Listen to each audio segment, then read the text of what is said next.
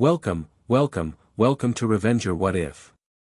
Today we bring you an unforgettable story. What if Naruto was reincarnated in Teen Titans and became the leader who married Raven and Starfire? Loving our content?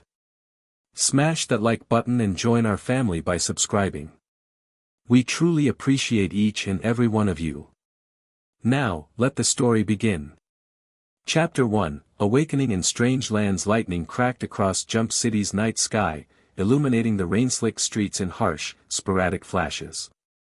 In a forgotten alley between towering buildings, a body materialized, first as wisps of blue energy, then solidifying into the form of a young man.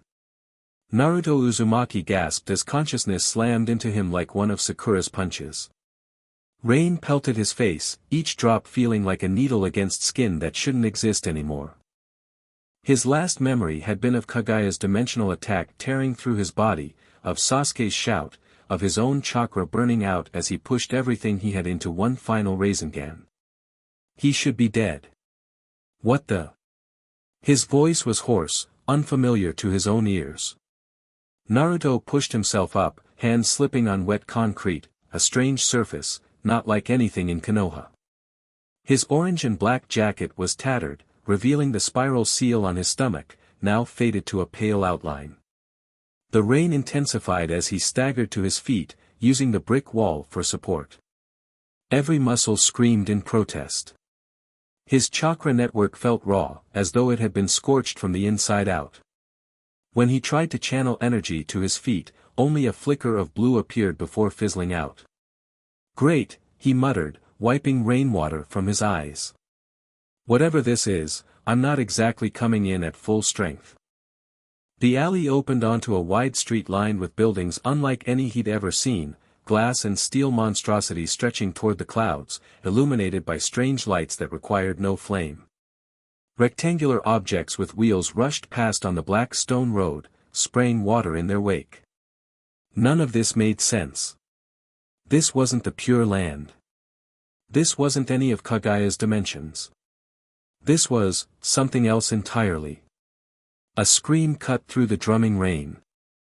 Naruto's head snapped toward the sound, his body moving before his mind could catch up, shinobi instincts kicking in despite his disorientation. 3 blocks down, he found the source, a woman backed against a wall, surrounded by 4 men in dark clothing. One held a knife, its edge catching the glow of nearby lights. "Just hand over the purse and nobody gets hurt," the knife wielder said, his tone suggesting the opposite. Naruto assessed his options. His chakra was unstable, but he still had his physical training. Even weakened, he was far from helpless. "Hey!" Naruto called out, stepping into the pool of light cast by a nearby lamp post. 4 against 1 doesn't seem very fair. The men turned, expressions shifting from surprise to amusement as they took in his battered appearance and strange clothing. "Look at this guy," the largest one laughed. "Halloween was last month, buddy." The knife wielder gestured casually. "Take care of him." 2 of the men approached, cracking their knuckles. The first threw a punch that might have intimidated a civilian, but to Naruto, even in his weakened state, it moved with glacial slowness. He sidestepped, grabbed the extended arm, and used the man's momentum to flip him onto his back. The second attacker hesitated, then rushed forward with more caution. Naruto blocked the first 2 strikes, then countered with a palm strike to the sternum that sent the man stumbling backward. Something flared inside him, a familiar warmth. Not quite chakra, but something adjacent.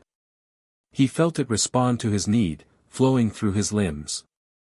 The knife wielder cursed and lunged forward. Naruto caught his wrist, twisted, and the weapon clattered to the ground. A quick strike to the temple dropped the man beside it. The final assailant pulled something from his jacket, a black object with a metal barrel.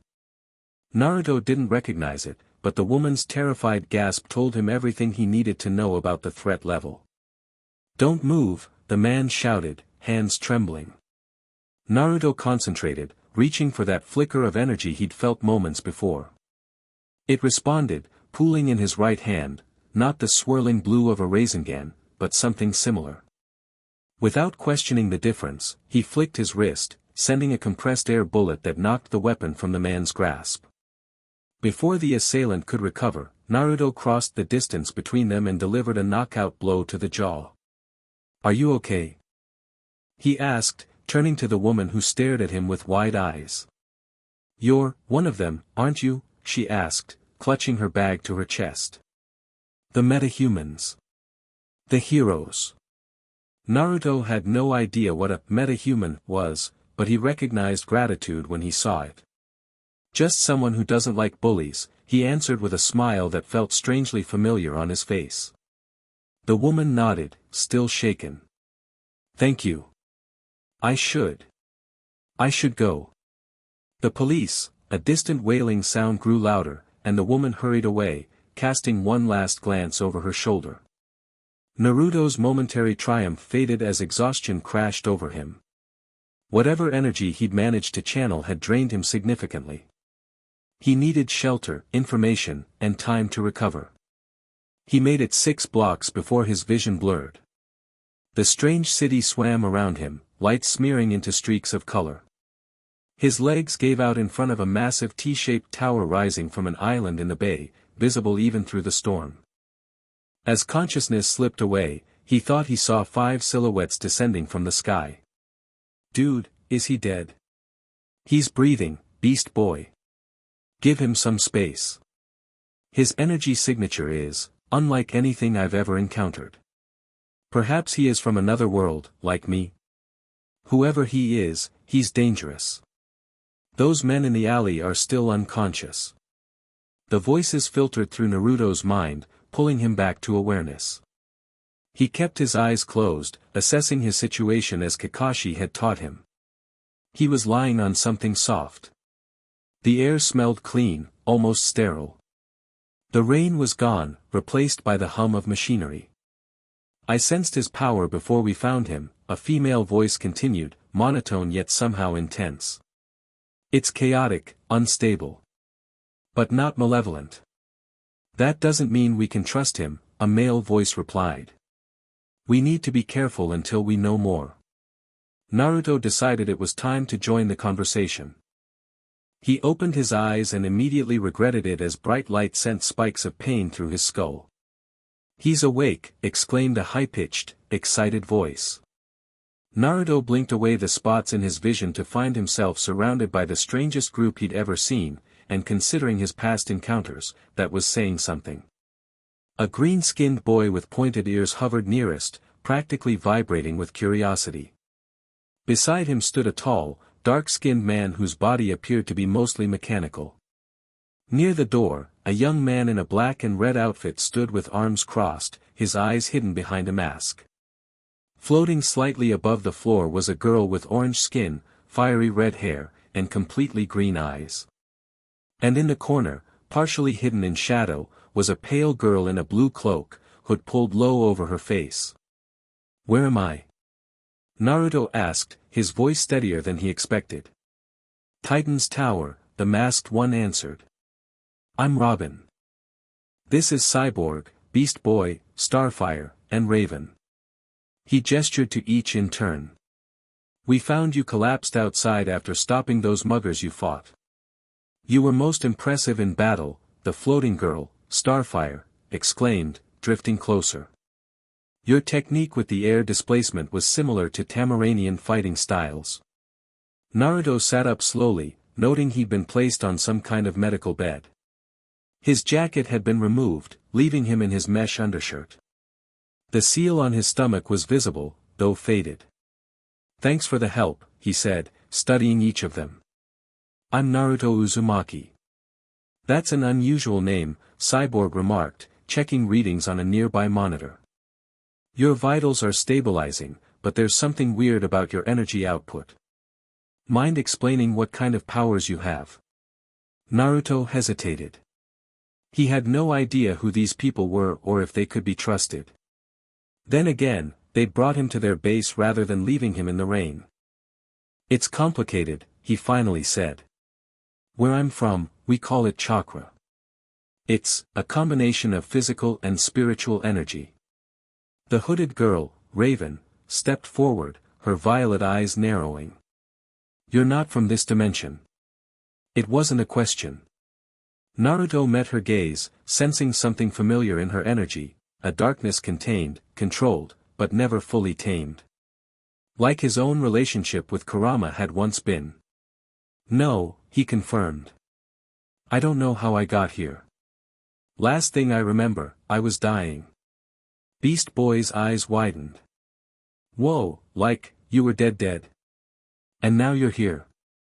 That's some serious zombie action."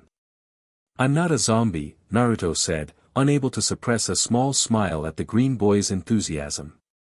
"But I don't think this is the afterlife either.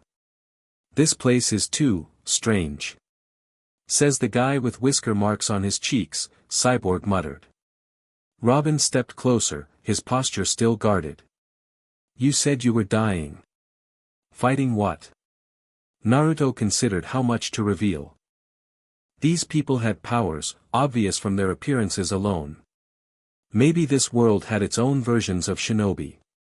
"A war," he said finally. "A woman named Kaguya was trying to enslave everyone by trapping them in an eternal dream. My friend and I were the only ones who could stop her. I guess we did, since my last memory is her disintegrating, but not before she hit me with something. A dimensional attack." The five exchanged glances, a silent communication passing between them. "That's quite a story," Robin said carefully. Raven drifted forward. "He's telling the truth. I can sense it." "Great." Starfire clapped her hands together. "Then we shall help our new friend adjust to Earth." "Earth?" Naruto repeated. "That's what you call this world?" Beast Boy's jaw dropped. "Dude, your dimension doesn't even call the planet Earth.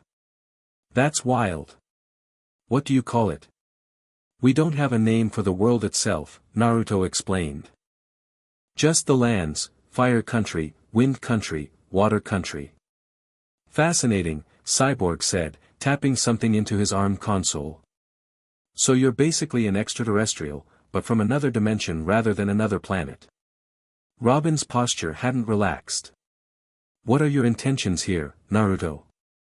Now that you've arrived?" The question caught him off guard. Intentions? He hadn't even processed what had happened yet. "I don't know," he admitted. "I never expected to survive that battle, let alone wake up in another world. I guess, figure out why I'm here. If there's a way back." Even as he said it, a hollow feeling settled in his chest. Back to what? The war might be over, but at what cost? Raven studied him intently. "Your energy is fluctuating with your emotions. You need to stabilize it before you can access your full abilities." Naruto nodded, surprised by her insight. "Yeah, I noticed. When I fought those guys, I could only use a fraction of what I'm used to."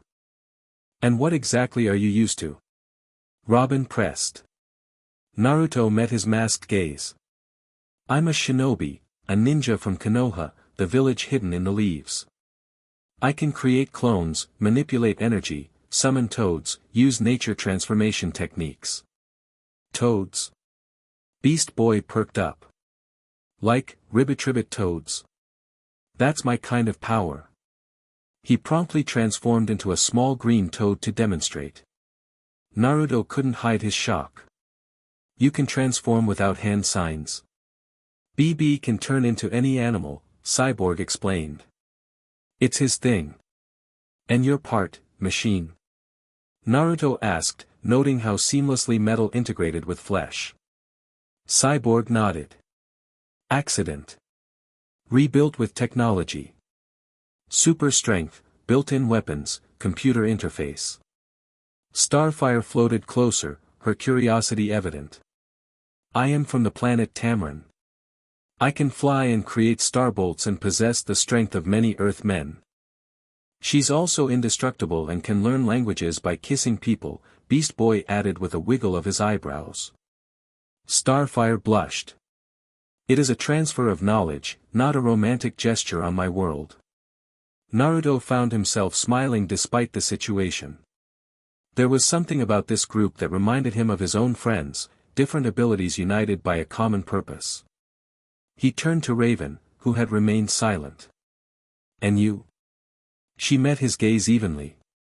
"Dark energy manipulation. Telekinesis. Empathic abilities." She paused. "Daughter of an interdimensional demon." The casual delivery of that last part made Naruto blink, then laugh, a genuine sound that surprised even him. "Well, I've got a nine-tailed fox demon sealed inside me since birth, so I guess we have something in common." For the first time, Raven's expression showed surprise. Robin cleared his throat.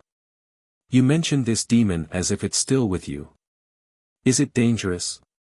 Naruto's hand unconsciously went to his stomach. "Kurama. He was once, but we became partners eventually. But I can't sense him since I woke up here. The seal is faded." A pang of loss hit him unexpectedly. After all they'd been through, the fox had become more than just a source of power. "Fascinating," Cyborg murmured, scanning Naruto with a beam from his mechanical eye. "There's definitely something inside that seal, but it's dormant. Like it's in hibernation." Hope flickered in Naruto's chest. "He's still there." "Something is," Raven confirmed, her eyes briefly glowing white. "But weakened, like it's adapting to this dimension's different energy structure." Robin was still watching him carefully. "You understand our caution. Someone with your abilities, even weakened, could be dangerous." "I get it," Naruto said, meeting his gaze. "In your position, I'd be suspicious too. Back home, I was a target because of what I contained. But I've spent my whole life proving I'm more than the demon inside me." Something in his words seemed to resonate with them, particularly Raven, whose posture subtly shifted. "Well," Beast Boy broke the tension, "I say anyone who beats up bad guys in the rain is cool in my book." Starfire nodded enthusiastically. "Yes. And he must be hungry after his dimensional travel and unconsciousness. Shall I prepare the traditional Tamaranian dish of welcome?"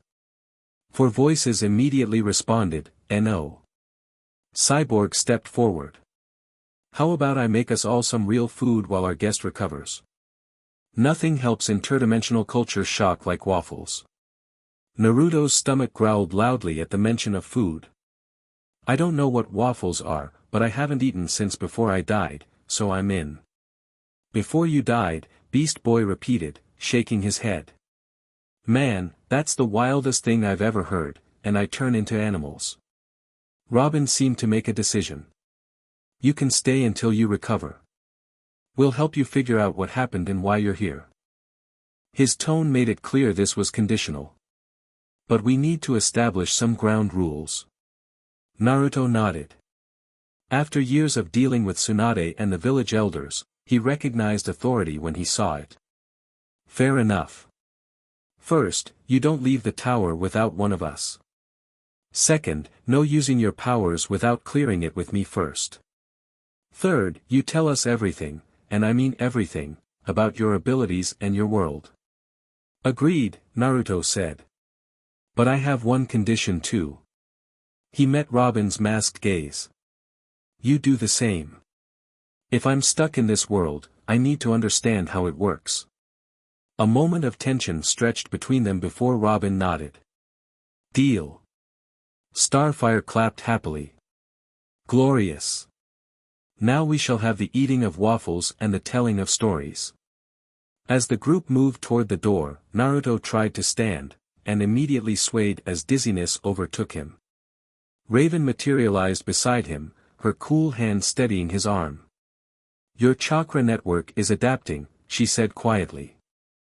"This dimension has different energy flows. It will take time." "Thanks," he murmured, struck by her proximity. Despite her cold demeanor, her touch was warm, and he felt a strange resonance between her energy and his own. She withdrew her hand quickly, as if sensing the same connection. "Don't mention it." The Titan's common room was unlike anything Naruto had ever seen. Floor-to-ceiling windows offered a panoramic view of the city across the bay, lights twinkling through the diminishing rain. Technology beyond his comprehension filled the space, screens without projectors, devices that made food with the press of a button, and furniture that seemed impractically comfortable. "So let me get this straight," Cyborg said as he flipped waffles on a massive griddle. "In your world, you guys jump through trees, walk on water, and summon giant animals by biting your thumb and drawing blood?" Naruto, seated at the counter and already on his third plate, nodded. "The blood is just to make the contract binding. It's the hand signs that channel the chakra properly. Like this?"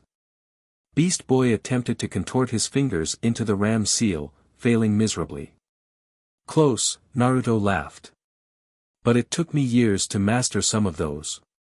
"Your world sounds most violent," Starfire observed, dumping an alarming amount of mustard onto her waffles. "Training children to become warriors from such a young age." Naruto paused mid-bite. He'd never really thought about it that way. "I guess it is. We've been caught in cycles of war for generations. But things were changing, before." He trailed off. Robin, who had been silently observing from the edge of the group, finally spoke.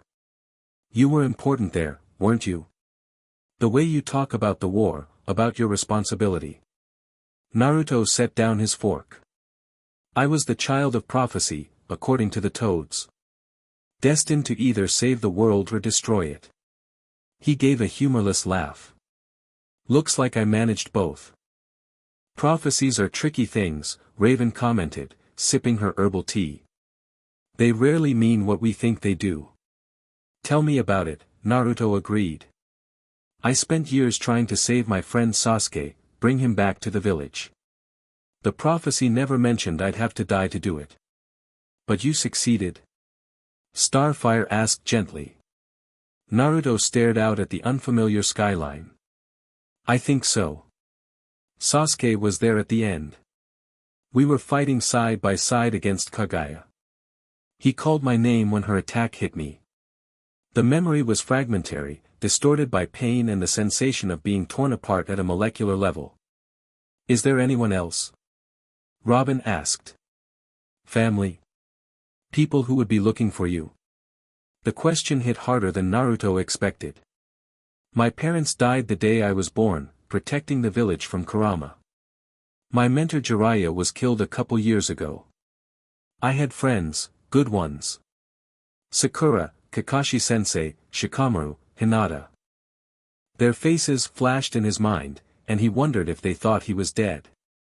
If they were mourning him even as he sat eating strange food in a strange world. Cyborg placed a comforting hand on his shoulder. "We've all lost people, man.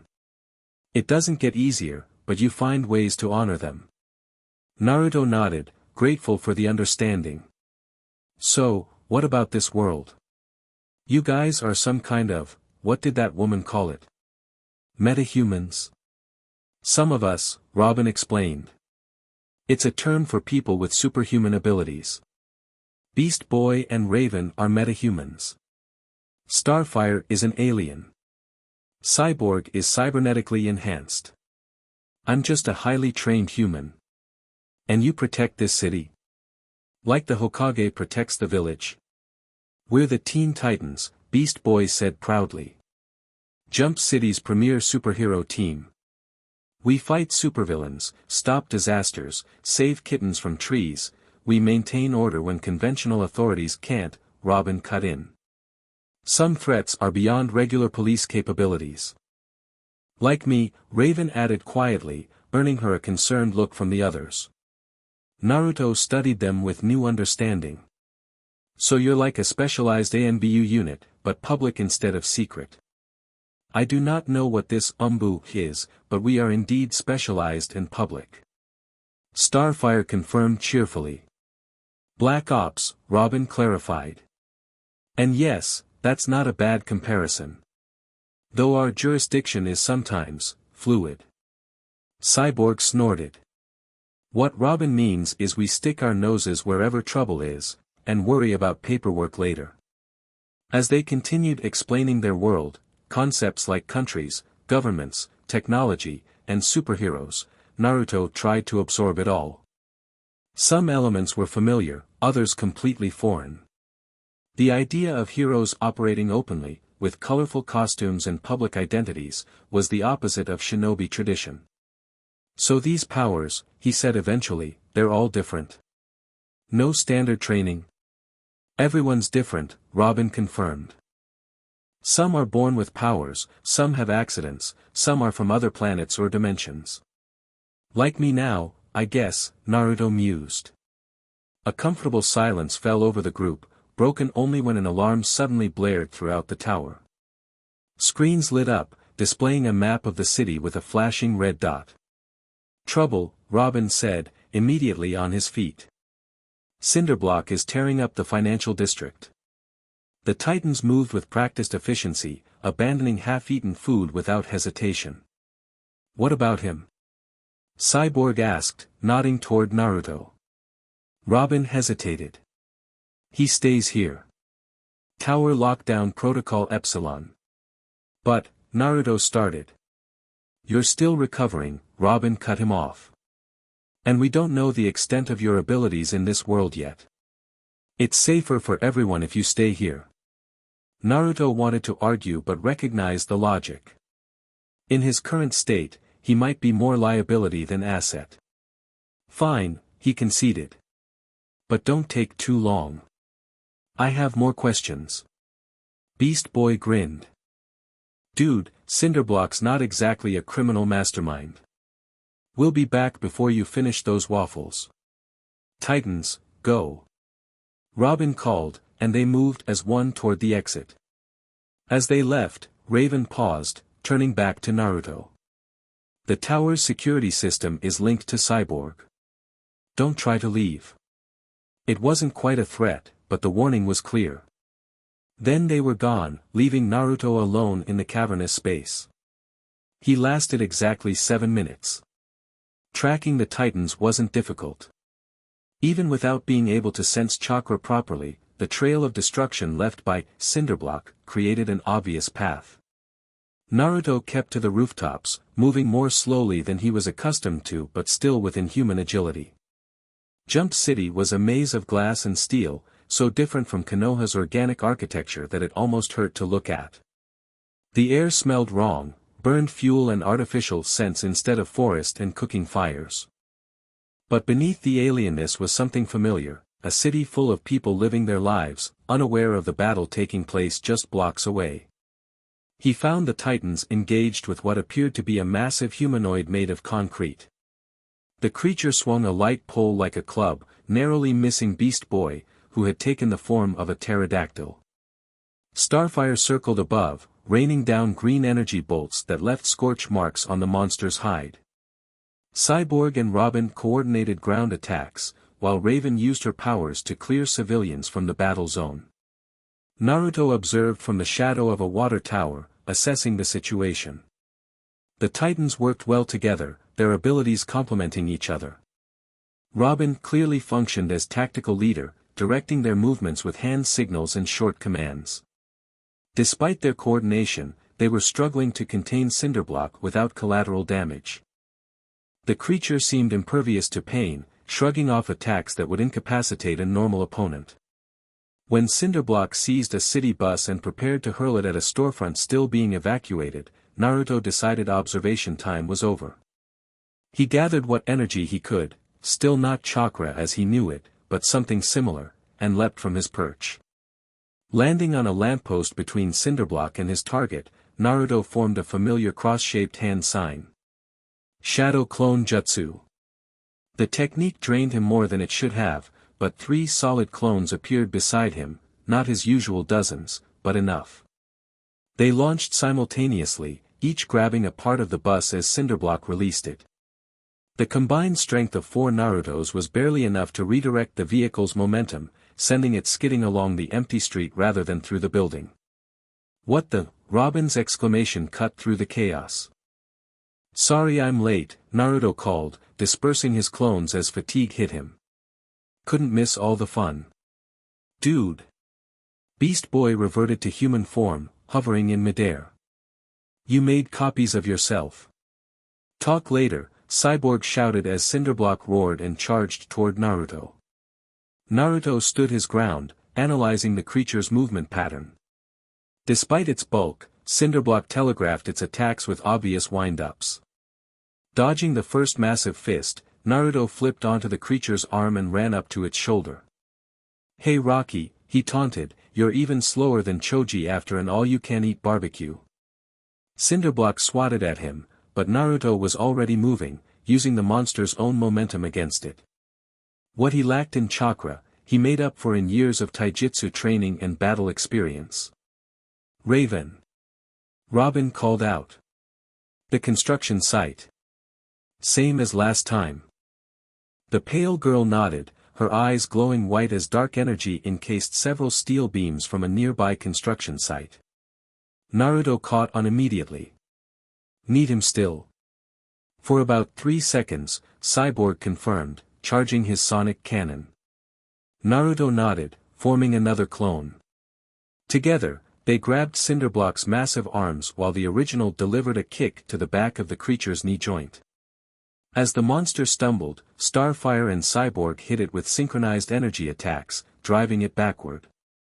Raven's voice cut through the air, deep and resonant with power, Azarath Metrian Zinthos. The steel beams shot forward, wrapping around Cinderblock like metallic snakes, binding its limbs to its body. The creature toppled, crashing to the ground with an impact that shook the street. For a moment, silence fell over the battlefield. Then Beast Boy whooped. "Dude! That was awesome teamwork." Naruto swayed slightly, the exertion having drained his limited reserves. Still, he couldn't help grinning. Fighting alongside others, protecting people, it felt right, familiar in a way nothing else had since he'd awakened in this world. Robin approached, expression unreadable behind his mask. "I thought I told you to stay in the tower." "Yeah, about that," Naruto rubbed the back of his head, a habitual gesture. "I've never been great at following orders when friends might be in danger." "Friends?" Robin repeated, his tone softening slightly. "You've known us for a few hours." Naruto shrugged. "I'm a good judge of character." "He did help," Raven pointed out, landing softly beside them. "That bus would have caused significant damage." "The copies of yourself," Starfire exclaimed, floating closer. "How many can you create?" "Usually hundreds," Naruto admitted. "But right now, 4 is my limit before exhaustion." "Hundreds?" Cyborg's human eye widened. "Man, that would be something to see." Robin studied Naruto for a long moment, then sighed. "Thanks for the assist. But we need to establish boundaries. This isn't your world, and you don't know the threats we face." "Fair enough," Naruto conceded. "But I can help. I've been fighting since I was 12. I've faced gods and demons and everything in between. And died doing it," Robin reminded him. Naruto's smile dimmed. "Yeah, well, everyone dies eventually. The point is what you do before that happens." Something in his words seemed to resonate with the Titans. Even Robin's posture relaxed slightly. "We should return to the tower," Raven suggested as police vehicles arrived to secure Cinderblock. "Naruto's energy is fluctuating dangerously." "I'm fine," Naruto protested, even as the world tilted slightly. "Just need some ramen." "What is this, ramen?"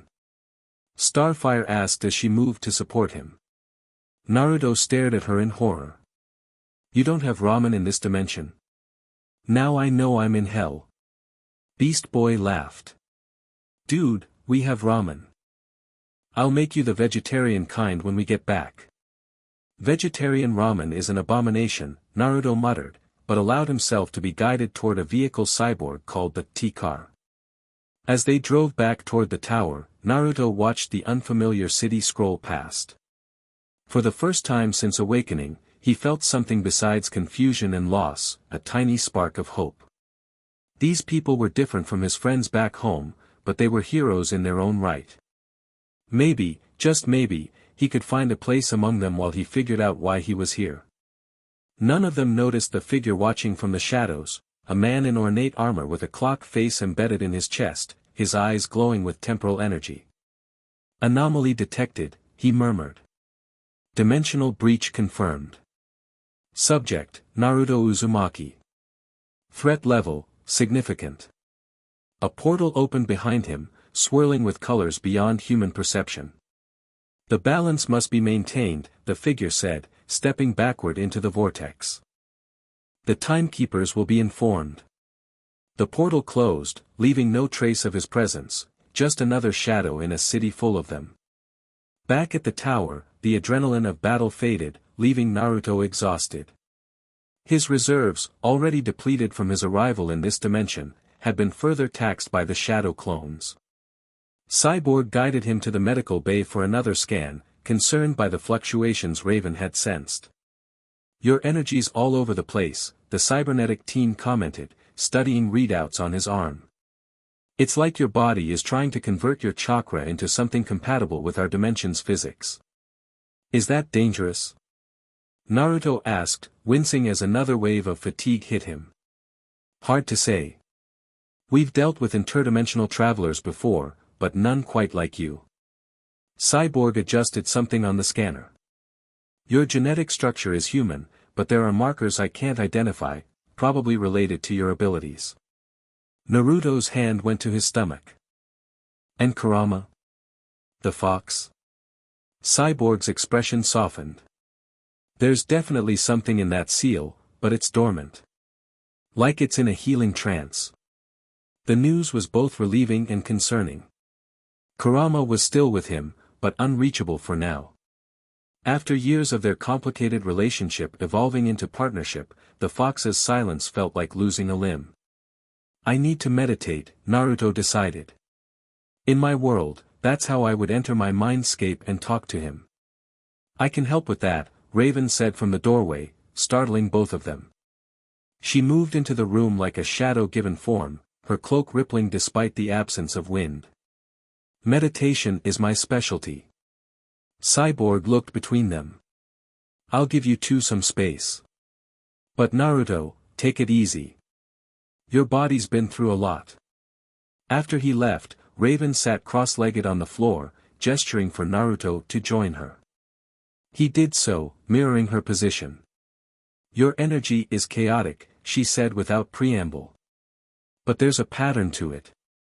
Like it's trying to find its natural state. You can sense that much detail?" She nodded. "I'm empathic. Emotions, energy patterns, they're visible to me in ways others can't perceive." She paused. "Your demon fox feels similar to my father's energy, but purer somehow. Less corrupted." Naruto studied her, sensing there was more to her story than she was sharing. "Kurama wasn't always my friend.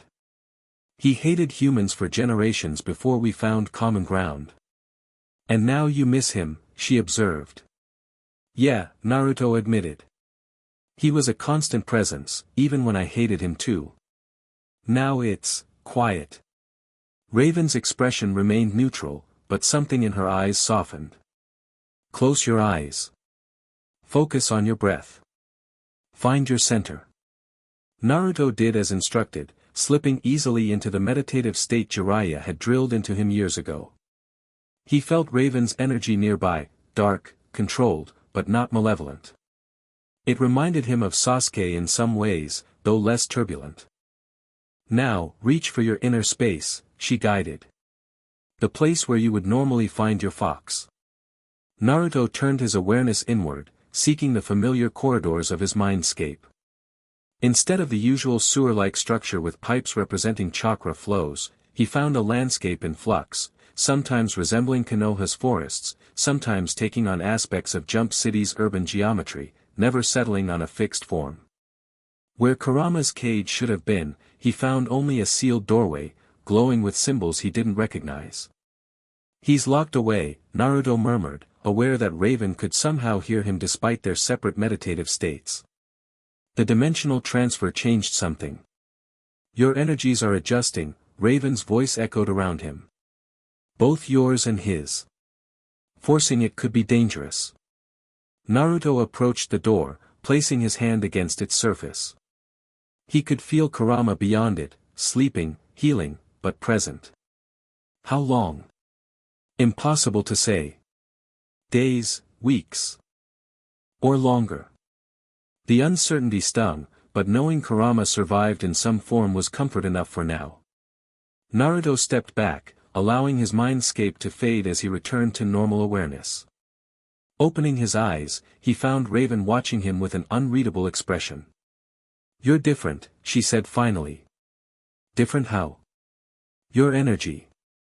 It responded to mine during meditation." "That's unusual." She stood in one fluid motion. "Most people's energies repel mine. Demons aren't known for compatibility." Naruto rose to his feet, noticing that the fatigue had diminished somewhat. "Maybe it's because I've got my own demon." They recognize each other. A ghost of a smile touched her lips. "Maybe." The door slid open, revealing Robin. His posture was tense, his mouth set in a grim line. "We need to talk. All of us."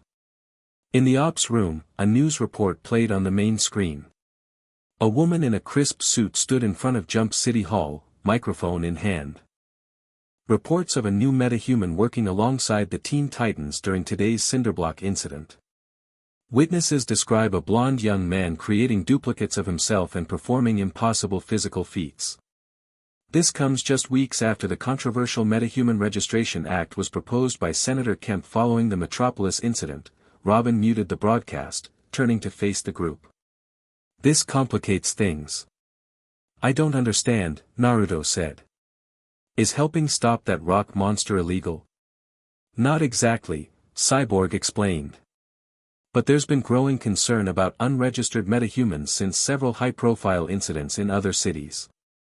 Political interests are using fear to push for greater control," Raven added, her tone making it clear what she thought of such tactics. Starfire looked troubled. "On my world, those with great power are expected to use it for the benefit of all. Is Earth not the same?" "It's complicated, Robin sighed. "The Titans operate with provisional authority from the city. We've earned trust through years of service. But bringing in an unknown metahuman, especially one as powerful as Naruto could potentially be, raises questions. So I'm a liability," Naruto concluded, the familiar weight of being seen as a threat settling on his shoulders. "Different world, same problems." "You're an unknown," Robin corrected. "And in the current climate, unknowns make people nervous." Beast Boy flopped onto the couch. "This is so stupid. Naruto helped save lives today. That should be all that matters."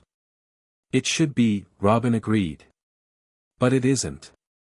Not to everyone." Naruto crossed his arms. "So what now?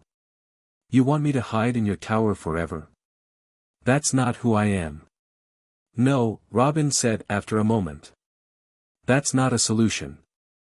But we need to be strategic about this." He began pacing, mind clearly working through options. "For now, you stay with us.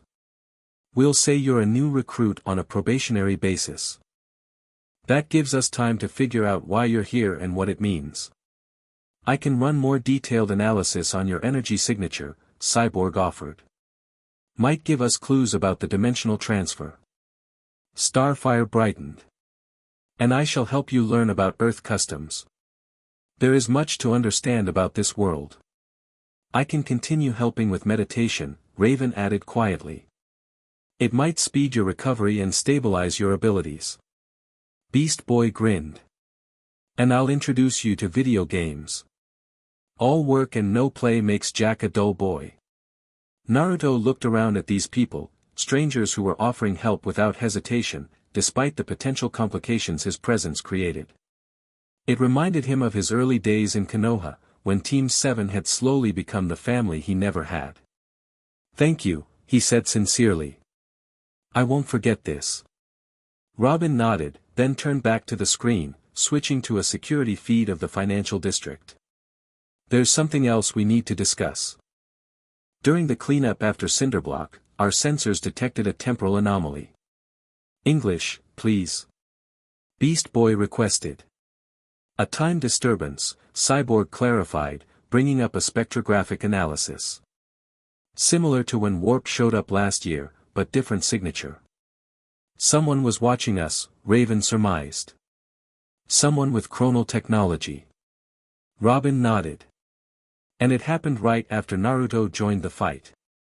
All eyes turned to the shinobi, who raised his hands defensively. Hey, time travel wasn't part of my skill set back home. It may not be about you specifically, Robin said. But your arrival here, a dimensional anomaly, could have attracted attention from entities that monitor such things.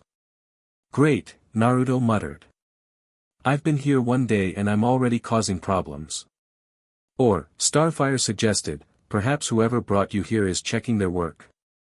The thought hung in the air, unsettling in its implications. If Naruto's arrival wasn't accidental, if someone or something had deliberately pulled him from his world at the moment of death, then the question wasn't just how he got here, but why. Before they could pursue this line of thinking, alarms blared throughout the tower. The main screen shifted to show multiple red dots appearing across the city map. Trouble, Robin said grimly. Multiple locations. Cyborg's fingers flew across the console. I'm reading 5 separate disturbances. Plasmas at the chemical plant, overload at the power station, Johnny Rancid in the business district, mumbo jumbo at the bank, and something weird at the museum. 5 at once. Beast Boy exclaimed. That's not coincidence. No, Robin agreed, already moving toward the exit. It's coordination. Someone's testing us. He turned to Naruto. Ready to make your official debut as a Titan? Naruto grinned, adrenaline already pushing away fatigue. Born ready. We'll need to split up, Robin decided. Cyborg, take Beast Boy and handle Plasmus. Starfire, you're on overload. Raven, deal with Mumbo, you know how to counter his illusions. I'll take Johnny Rancid. And me? Naruto asked. Robin hesitated only briefly. The museum. We don't know what we're dealing with there, but the energy readings are similar to the temporal anomaly we detected earlier. You want me to face the time traveler alone? Naruto raised an eyebrow. When I don't even know how technology works in this world. You faced a god in your world, Robin countered. And your abilities are unpredictable, that might be an advantage. Besides, he added, tossing Naruto a circular yellow device, you won't be alone. This is a communicator. We'll stay in contact. Naruto caught the device, examining it briefly before tucking it into his pocket. So I just, go to this museum and stop whatever's happening? Contain the situation until one of us can join you, Robin instructed. Don't take unnecessary risks. Naruto nodded, a familiar determination settling over him. Different world, different battle, but the core remained the same, protect the innocent, stop the threat. Titans, go. Robin called, and they moved as one. As Naruto followed them out, Raven fell into step beside him. Be careful, she said quietly. Temporal manipulators are dangerous. They don't experience time the way we do. I'll be fine, he assured her with more confidence than he felt. This won't be the strangest thing I've fought. Her violet eyes held his for a moment longer than necessary. Your energy is still unstable. Don't push beyond your limits. Before he could respond, she was gone, enveloped in a shadow that carried her toward her own assignment. Naruto looked out at the unfamiliar city, now his battleground.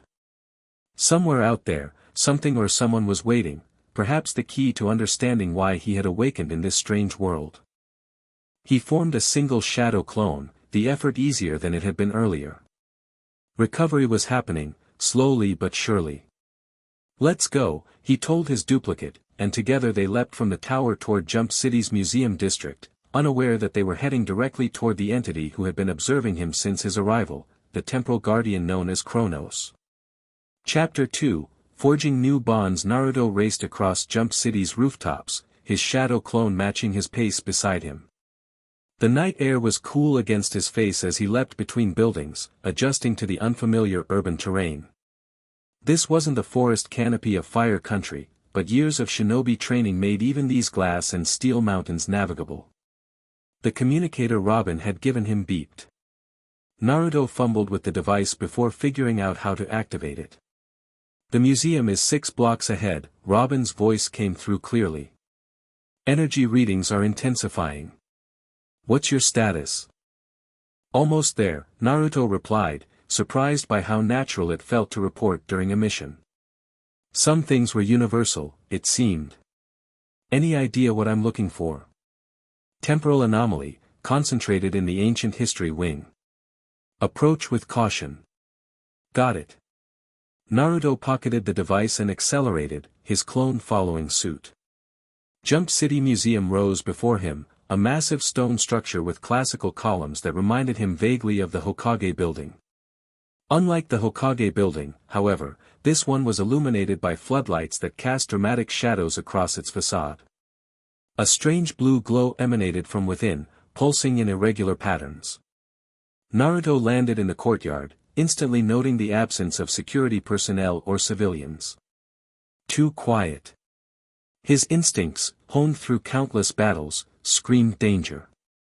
Something's wrong, he murmured to his clone. No police, no evacuation. The clone nodded, scanning the area. Time manipulation, maybe. If they can affect the flow of time, then we might be walking into a frozen moment. Naruto completed the thought, a chill running down his spine. He'd faced many enemies with space-time abilities, but never one who could potentially halt time itself. They approached the main entrance cautiously. The massive doors stood partially open, blue light spilling through the gap.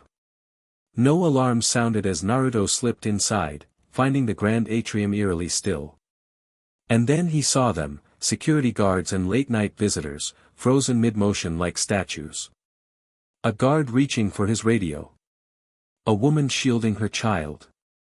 A janitor dropping his mop in surprise. All captured in a perfect moment of panic. They're alive, Naruto confirmed, checking the nearest guard's pulse. Just paused. The chakra flow is strange, his clone observed, examining another frozen figure. It's moving, but incredibly slowly. Like watching a glacier. Naruto nodded, following the intensifying blue light toward the ancient history wing. Dispel if there's trouble. I need the intel. The clone gave a mock salute before taking a different route through the museum. As Naruto approached the source of the light, the air grew thick, almost viscous. Each step required slightly more effort than the last, as though he were walking through shallow water. The familiar weight of time manipulation chakra, though this felt different from anything Kakashi or the fourth Hokage had ever demonstrated. He entered a large exhibition hall dedicated to ancient civilizations. At its center, hovering 3 feet above the floor, was a man, if man was the right word. The figure wore ornate armor of an unfamiliar design, with gears and clockwork visible beneath translucent panels. A large clock face was embedded in his chest, its hands spinning backward and forward at irregular intervals. His skin had a metallic sheen, and his eyes glowed the same blue as the energy surrounding him. Around him, artifacts from different historical periods floated in suspended animation, ancient weapons, scrolls, tablets inscribed with forgotten languages. They orbited the figure like planets around a sun, occasionally stopping as he examined them before continuing their circuit. Fascinating, the figure murmured, his voice echoing strangely as if coming from multiple points in time simultaneously. Such primitive attempts to record the passage of time. So, linear. Naruto stepped forward, intentionally making his footfalls audible. The museum's closed. You might want to come back during regular hours. The figure turned, showing no surprise at Naruto's presence. His eyes, clockwork mechanisms rather than biological organs, adjusted their focus with audible clicks. Naruto Uzumaki, he said, pronouncing the name with perfect accuracy. The anomaly. Naruto tensed. You know me. I know of you. The figure descended slowly until his feet touched the floor. The floating artifacts continued their orbits. A dimensional breach of significant magnitude. A foreign entity introduced to this timeline. A disruption in the natural order. And you are. The figure inclined his head in what might have been a bow. I am Kronos, guardian of temporal integrity, keeper of the cosmic clock, sentinel of the time stream. That's a lot of titles, Naruto observed, subtly shifting into a combat stance. I'll stick with Kronos. A thin smile crossed the being's metallic face. As you wish. It matters little. What matters is your presence here, an aberration that must be studied. Memory flashed through Naruto's mind, his clone dispersing, sending a flood of information. The clone had discovered more frozen people throughout the museum, along with devices placed at strategic points, generating a field that had stopped time within the building. If you wanted to talk, Naruto said, you could have just asked. No need to freeze innocent people. A necessary precaution. Witnesses complicate matters. Kronos gestured, and a three-dimensional image of Naruto appeared between them, composed of glowing blue energy. You died in your dimension. Your timeline concluded. Yet here you stand, alive in a world not your own. The image shifted, showing Naruto's final battle against Kaguya in perfect detail, a memory pulled from time itself. How are you seeing this? Naruto demanded, unnerved by the accurate depiction of his final moments. I exist across all timelines, all possibilities. I observed your death from the temporal nexus. Kronos circled the floating image. A dimensional rift opened at the moment of your demise. Your essence, your chakra, was drawn through, reconstructing your physical form here. The question is, why? I was hoping you might know, Naruto admitted. It wasn't exactly my plan. Kronos studied him with those mechanical eyes. Random dimensional transfers do not occur. The barriers between worlds are absolute except when deliberately breached. Someone or something wanted you here. A chill ran down Naruto's spine. Who? That, Kronos said, is what concerns me. Forces capable of such manipulation often have problematic agendas. The clockwork being waved a hand, and the image changed to show Naruto fighting alongside the Titans against Cinderblock. You've already begun integrating into this world structure. Forming alliances. Demonstrating power. Altering events that should have proceeded without your influence. I helped stop a monster from hurting people, Naruto countered. Where I come from, that's called doing the right thing. Morality is irrelevant to temporal integrity. Kronos dismissed the image with a flick of his wrist. Your presence creates ripples across the timeline. Small now, but potentially catastrophic as your influence grows. So what? You want me to leave? Go back to being dead?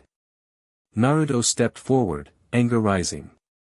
I didn't ask to be brought here, but I'm not going to apologize for helping people now that I am. Fascinating, Kronos murmured. Your psychological profile matches historical records. Defiant when threatened. Protective of new connections. Unwilling to sacrifice present good for future stability. He tilted his head. How very human. Thanks. I try. It wasn't a compliment. Kronos raised a hand, and the blue energy intensified. I must understand the full extent of your capabilities to properly assess the threat level. Naruto barely had time to dodge as a bolt of temporal energy shot toward him. He rolled behind a display case containing ancient Mesopotamian artifacts, the glass shattering as a second bolt struck it. Not much for talking, are you? Naruto called, forming the cross sign. Shadow Clone Jutsu. 5 clones materialized, each taking a different direction. The effort drained him more than it should have, but he noted with satisfaction that it was easier than during the cinderblock fight. His energy was recovering, adapting. Kronos tracked the clones with mechanical precision. Replication abilities. Fascinating. Not true temporal duplication, but something similar. Two clones attacked from opposite sides. Kronos simply raised both hands, and the clones slowed to a crawl, caught in localized time dilation fields. With a gesture, he accelerated time around them until they destabilized and vanished in puffs of smoke. Temporary constructs, he observed. Interesting. The remaining clones circled warily as Naruto assessed his options. Direct attacks wouldn't work against someone who could manipulate the speed at which his opponents moved. He needed a different approach. "Why are you really here?" Naruto called, trying to buy time. Museum pieces can't be that interesting to someone who can travel through time. Observation of historical artifacts provides context for temporal patterns, Kronos replied, deflecting another clone's attack with contemptuous ease. But you are correct, my primary purpose was to draw you out. To understand what manner of anomaly has been introduced to this timeline. A clone managed to get close enough to land a glancing blow before being dispersed by a temporal pulse. Naruto felt the feedback. Kronos' armor was hard as steel but vibrated at an unusual frequency, as if partially out of phase with normal matter. And? Naruto pressed. What's your conclusion? Kronos raised both arms, and suddenly all the remaining clones were frozen in mid-motion. Preliminary analysis suggests significant disruptive potential. Your energy signature is unlike anything native to this dimension. It resonates incorrectly. Naruto felt a tug on his chakra as Kronos attempted to extend the time freeze effect to him. He resisted, drawing on the strange new energy he'd been developing since arriving in this world, not quite his original chakra, but something evolved from it. Sorry, Naruto grunted, forming a new hand sign. I don't freeze that easily. He released a pulse of chakra, disrupting the temporal field around him. His frozen clones shattered like glass, but Naruto remained mobile, advancing on Kronos with renewed determination. Surprise registered in those mechanical eyes. Impossible. Your energy shouldn't be able to counteract temporal manipulation. I'm full of surprises, Naruto replied, closing the distance. Ask anyone who's ever underestimated me. Kronos shifted tactics, accelerating his own movements until he became a blur. Naruto could barely track him as the temporal guardian circled, launching attacks from multiple angles simultaneously, or rather, hitting the same spot from different points in his personal timeline. A fist connected with Naruto's jaw, snapping his head back. Before he could recover, another blow struck his ribs, then another to his kidney. It was like fighting dozens of opponents at once, all occupying the same space. Naruto staggered, blood trickling from his lip. This wasn't working. He needed to think differently. If Kronos existed at multiple points in time simultaneously. An idea formed, risky, but potentially effective. Naruto feinted left, then deliberately lowered his guard on the right. As expected, Kronos took the opening, materializing to deliver a powerful strike.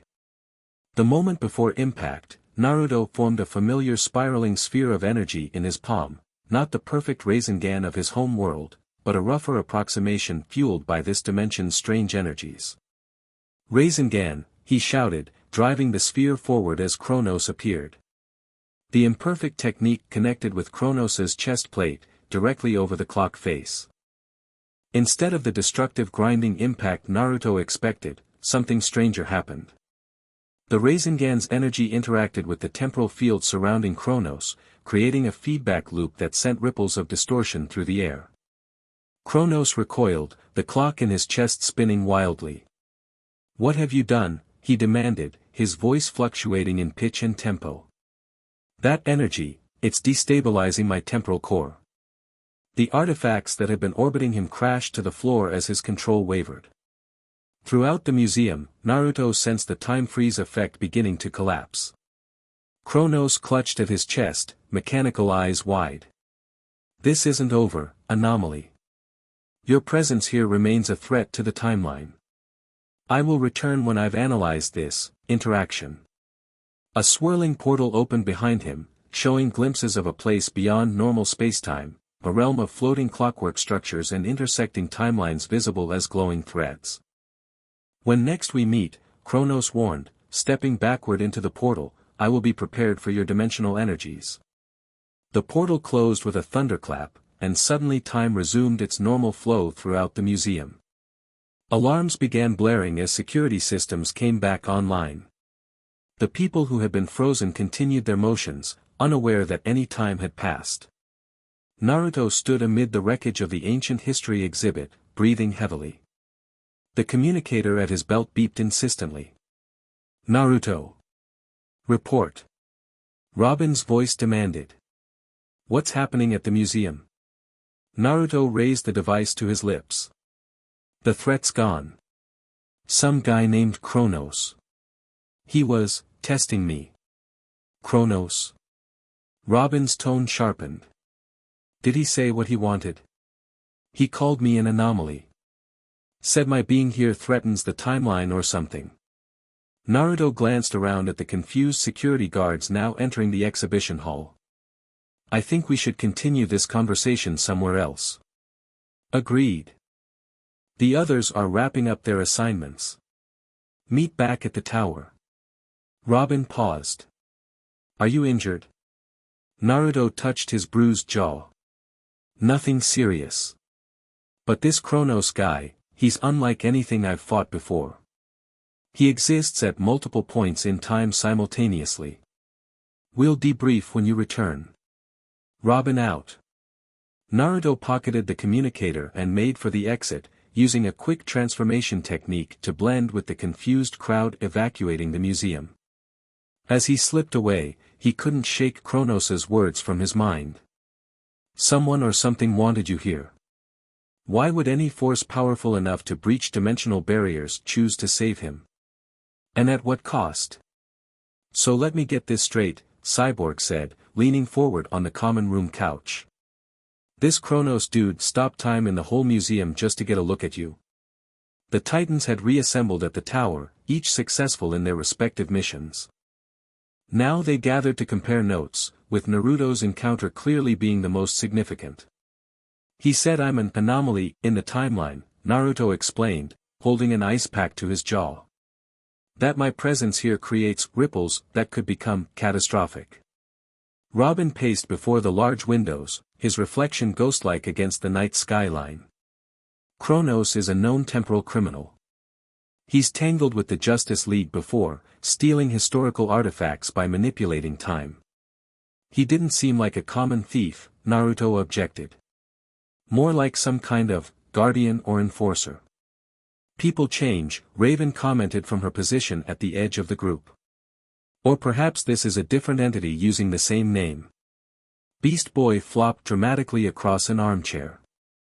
Dude, time travel makes my head hurt. Can we focus on the important question? He sat up, eyes wide. Did you really hit him with a spiral energy ball thingy? Despite the seriousness of the situation, Naruto smiled. Rasengan. Yeah, though it wasn't as powerful as it should be. My chakra's still adapting to this world's energy. But it affected his temporal field, Robin noted thoughtfully. That's significant. Most energy attacks pass right through him when he's phase shifting. Starfire, who had been unusually quiet, finally spoke. Friend Naruto, does it not concern you that this Kronos believes your presence here is dangerous? All eyes turned to Naruto, who considered the question carefully. Of course it does. But I didn't choose to come here. And from what he said, someone else brought me here for a reason. He met each of their gazes in turn. Until I know what that reason is, I'm not going to hide or run. Robin stopped pacing. If someone powerful enough to breach dimensions brought you here, they must have had a significant purpose. Or, Cyborg suggested, it could have been accidental. A side effect of some other event. There are no accidents in interdimensional travel, Raven countered softly. The barriers are too robust. It would take incredible power and precise intention. Beast Boy groaned. Great. So either someone super powerful wanted Naruto here for some mysterious reason, or something super bad happened that punched a hole between worlds. Both options sound pretty not good. We need more information, Robin decided. Cyborg, can you analyze the energy readings from the museum? Compare them to what we detected when Naruto first appeared. Already on it, Cyborg confirmed, tapping commands into his arm interface. But it's gonna take time. This is complex stuff, even for my systems. Starfire floated closer to Naruto, concern evident in her luminous green eyes. You are certain you are not badly injured? I'm fine, Naruto assured her, removing the ice pack to reveal the bruising already fading. I've always healed quickly. Most impressive, she observed, leaning closer to examine his jaw. On my world, such recovery speed would suggest royal bloodlines. The proximity of her face to his was slightly flustering, but Naruto maintained his composure. No royalty in my background. Just stubborn genes and probably some side effects from housing Kurama. The nine-tailed fox demon, Raven clarified, having drifted closer without Naruto noticing. Its energy may still be influencing your healing, even in its dormant state. Robin clapped his hands once, drawing everyone's attention. Alright, it's been a long night. We should get some rest. Tomorrow we start working on two priorities, understanding why Naruto is here, and helping him regain his full abilities. Why the second part? Beast Boy asked. Because, Robin said grimly, if someone brought him here for a purpose, we need to be ready for when that purpose reveals itself. And if Chrono sees him as a threat to the timeline, he won't be the last one coming after Naruto. The implications hung heavy in the air. Whatever force had pulled Naruto from his world at the moment of death, whatever purpose lay behind his resurrection in this dimension, it was unlikely to remain mysterious for long. And when it revealed itself, they would need every advantage. So, Naruto said with forced lightness, where do I sleep? Dawn broke over Jump City, painting the bay in hues of gold and amber. Naruto stood on the tower's roof, performing a kata that Jiraiya had taught him years ago. The familiar movements centered him, connecting body and mind in rhythmic harmony. With each fluid transition, he felt his chakra responding more naturally, adapting to this world's different energy patterns. You're up early. Naruto completed the sequence before turning to find Robin observing from the rooftop entrance. The Titan's leader wore training clothes instead of his usual uniform, suggesting he had similar morning habits. Shinobi training, Naruto explained. Old habits. Robin nodded in understanding. Mind if I join you? Be my guest. They moved through several exercises together, Naruto adjusting his pace to match Robin's non-enhanced capabilities. Despite lacking chakra or metahuman abilities, the masked teenager displayed impressive skill and discipline.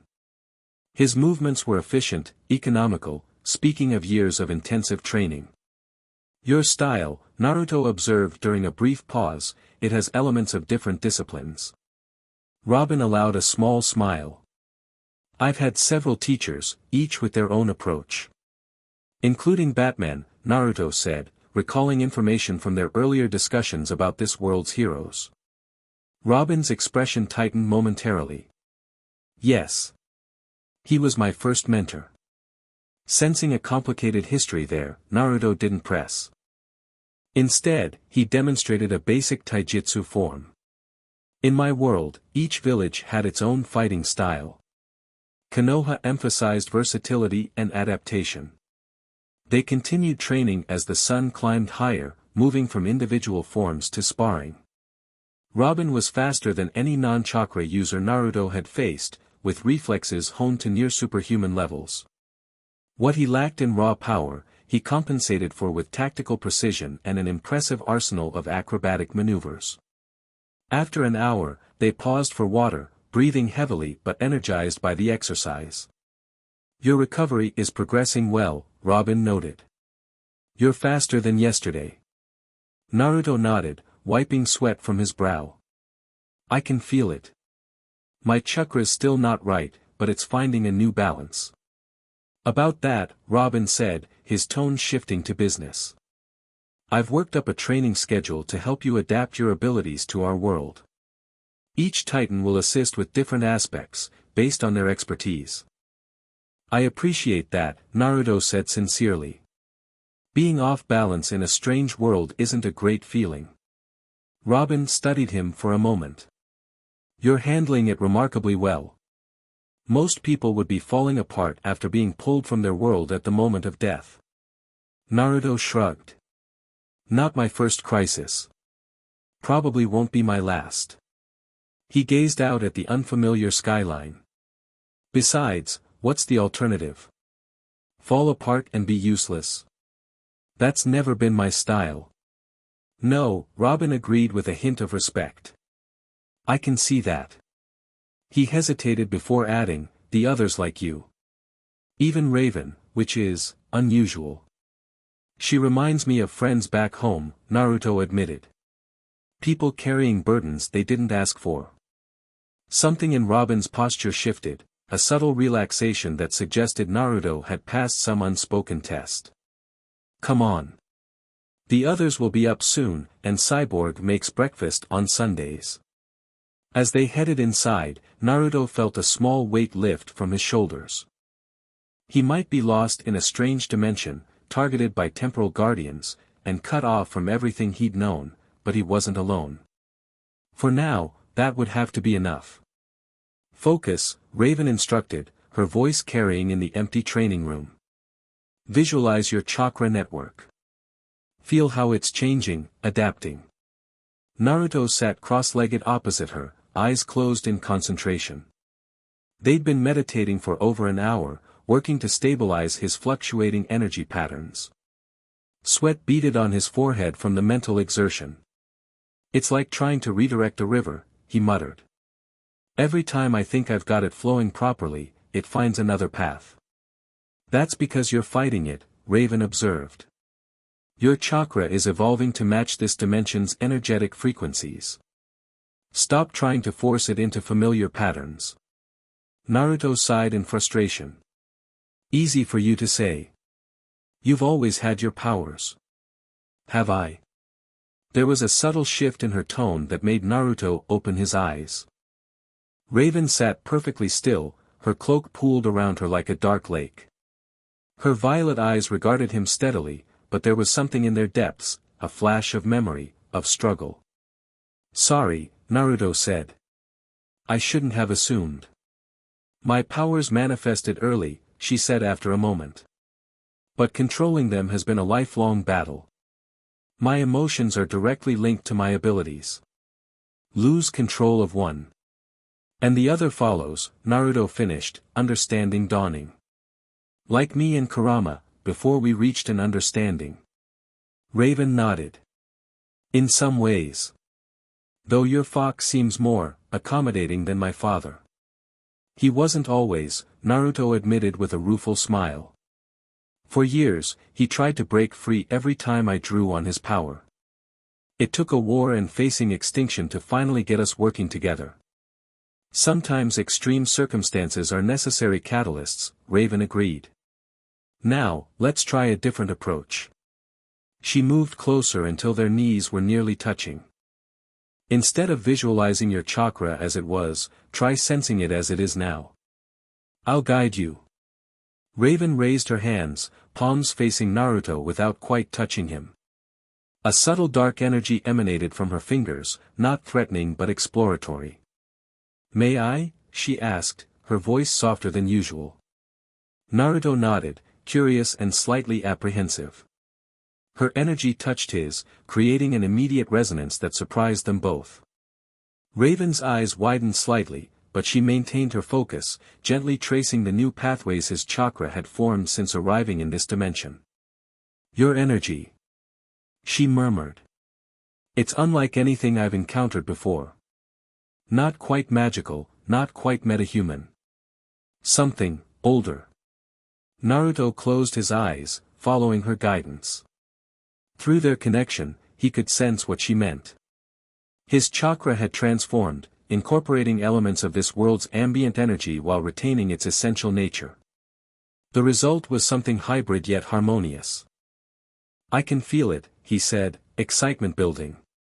"It's like having a new chakra nature. Not just wind or water or fire, but something fundamental." "Follow that understanding," Raven encouraged. "Let it show you how to channel properly in this world." Naruto concentrated, allowing his energy to flow naturally rather than forcing it into familiar patterns. To his surprise, it responded eagerly, coursing through his network with growing strength and stability. On impulse, he formed a single hand sign. Shadow Clone Jutsu. The technique came easier than before, energy flowing smoothly into manifestation.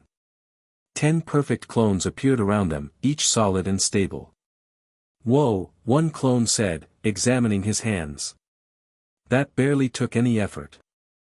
"The connection is getting stronger," another observed.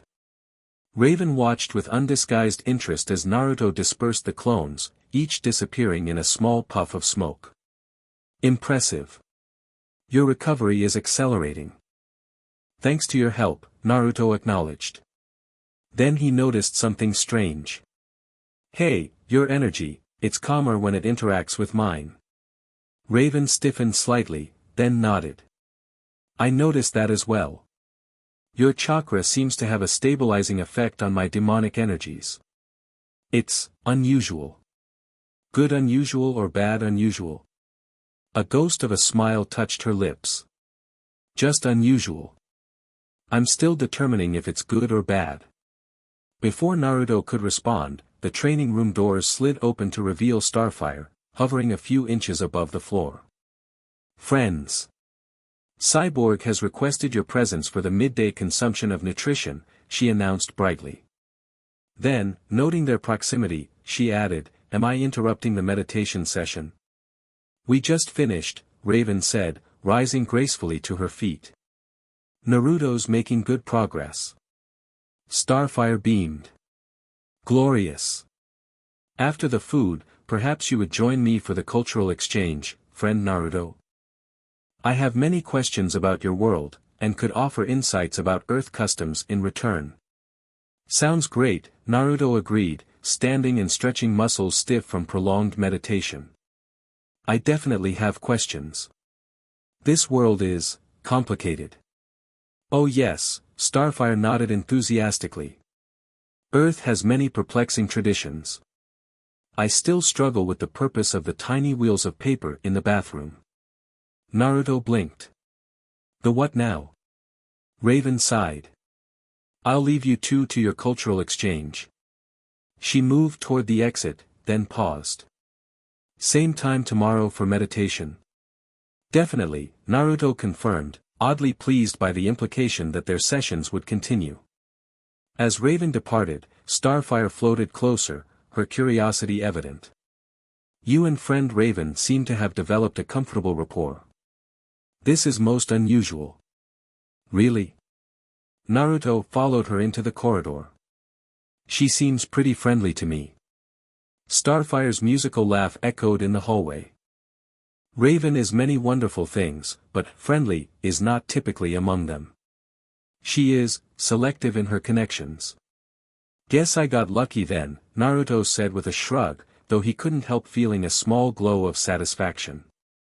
"And this is called a mall of shopping," Starfire explained, gesturing expansively at the massive commercial complex before them. "It is where Earth people go to exchange currency for goods and to perform the hanging out. Naruto gazed up at the multi-story building with its countless stores, trying not to appear overwhelmed. Robin had finally authorized a supervised excursion into Jump City, partially to help Naruto acclimate and partially to acquire clothing that wouldn't draw suspicious attention. His tattered shinobi gear had been temporarily replaced with borrowed items from the male titans, but none fit perfectly. "It's big," he managed, watching throngs of people move through the entrance. Starfire nodded sagely. "Indeed. The first time I visited such a place, I believed it to be a temple dedicated to the acquisition of impractical footwear and scented body products. That startled a laugh from Naruto. So you're not from Earth either. I am from Tamarin, she confirmed as they entered the air-conditioned interior. I came to this planet as a refugee of sorts. The Titans became my new family. The casual mention of family struck a chord with Naruto. I know what you mean. My team back home, Team 7, they were the first real family I had. Starfire's expression softened. You missed them greatly. Yeah, he admitted, the ache of separation momentarily sharp. I do. She placed a gentle hand on his arm. I understand this pain. But perhaps, in time, you may find that family can be built in unexpected places. The simple wisdom of her words caught him off guard. Beneath her bubbly exterior, Starfire clearly carried depths of experience and understanding. Their moment was interrupted by a group of teenagers who recognized Starfire, approaching with excited whispers. Naruto watched with interest as she graciously signed autographs and posed for pictures with small communication devices the teens called phones. You're celebrities here, he observed when they continued their shopping expedition. The Titans are well known, yes, Starfire confirmed. Robin says public relations are important for maintaining civilian trust. In my world, most people never knew which shinobi saved them during missions. We worked from the shadows. Starfire considered this. How did you know if your efforts were appreciated? The question gave Naruto pause. I guess, we didn't, always. It was just duty. Here, gratitude is expressed more openly, she said, guiding him toward a clothing store. Though fame brings its own challenges. The next hour was a crash course in modern fashion as Starfire enthusiastically helped Naruto select an Earth-appropriate wardrobe. Her taste veered toward the colorful and flamboyant, but Naruto found himself enjoying her excitement. Eventually, they compromised on several practical outfits, including jeans, t-shirts, and a distinctive orange and black jacket that Naruto insisted on despite Starfire's doubts about the color combination. You really like the orange, yes? She asked as they left the store with several bags. It's kind of my thing, Naruto admitted. Back home, everyone said it was impractical for a shinobi, but it is who you are, Starfire completed with understanding. On Tamarin, we believe external appearance should reflect internal truth. Your bright colors match your spirit. Naruto felt an unexpected warmth at her acceptance. Thanks. Not everyone gets that.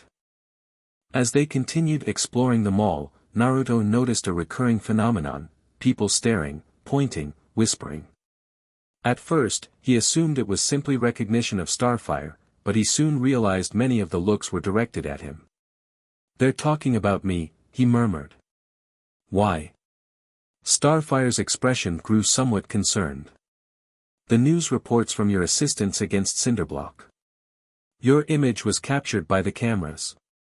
She lowered her voice. There has been much discussion about your powers and origins.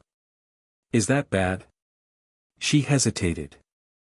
There is political complexity regarding metahumans currently.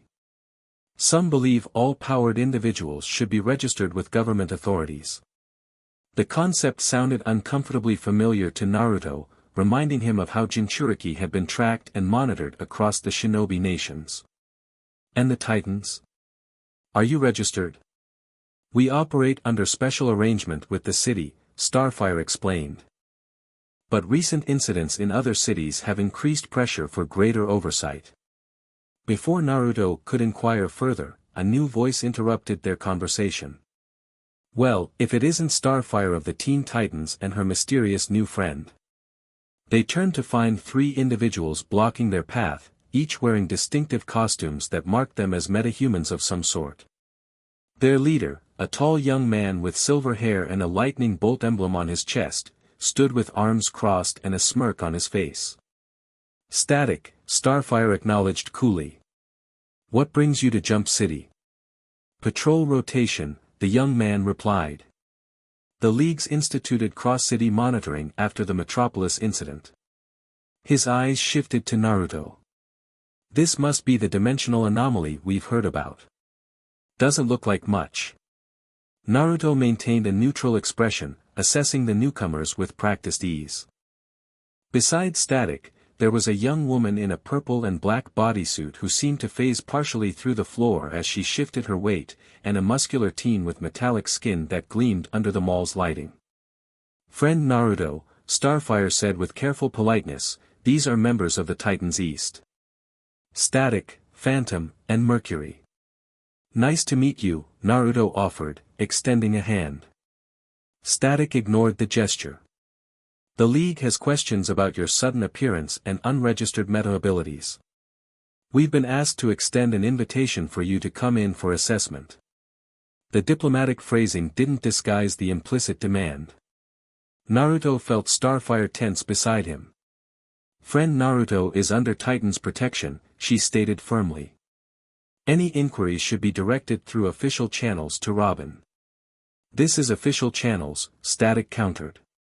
"The Justice League has jurisdiction over interdimensional incursions." "Or did your team forget that after the Trigon incident?" The mention of Trigon caused a flash of anger in Starfire's normally friendly eyes. "That situation was resolved. After nearly destroying the city," Mercury added, his metallic voice resonating oddly in the mall corridor. Naruto stepped forward, subtly placing himself between Starfire and the other team. "Look, I understand caution. In my world, I was considered a potential threat for years because of what I contained. But I'm not here to cause trouble." "Noble words," Phantom said, her form wavering like heat distortion. "But intentions and outcomes don't always align, do they? If you wish to speak with friend Naruto," Starfire insisted, green energy crackling faintly around her clenched fists, "you will do so at the tower, with Robin present." The standoff attracted attention from nearby shoppers, who began recording with their phones. Naruto noted the growing crowd with concern. "This isn't the place," he said quietly. "Civilians could get hurt if things escalate." Static seemed to reach the same conclusion. He stepped back, tension leaving his posture. "Fine. We'll do this properly. But the League won't wait forever." He turned to Starfire. "Tell Robin he's got 48 hours before we come back with official authorization." With that, the three heroes departed, leaving Naruto and Starfire in uncomfortable silence. "I am sorry," Starfire said once they were alone. "I had hoped your first venture into the city would be more pleasant." Naruto shrugged, though the confrontation had left him unsettled. "Not your fault. Politics and power never mix well, in any world." They decided to cut their outing short, making one final stop for what Starfire insisted was a cultural necessity, ice cream. As they sat at a small booth in the food court, Naruto sampled the unfamiliar treat with growing appreciation. "This is amazing," he declared after trying a spoonful of chocolate. "We had nothing like this back home." Starfire beamed, delighted by his enjoyment. "Earth has many wonderful foods. Though none compare to the Tamaranian delicacy of roasted gorblock. You'll have to make it for me sometime," Naruto said, then laughed at her surprised expression. "What?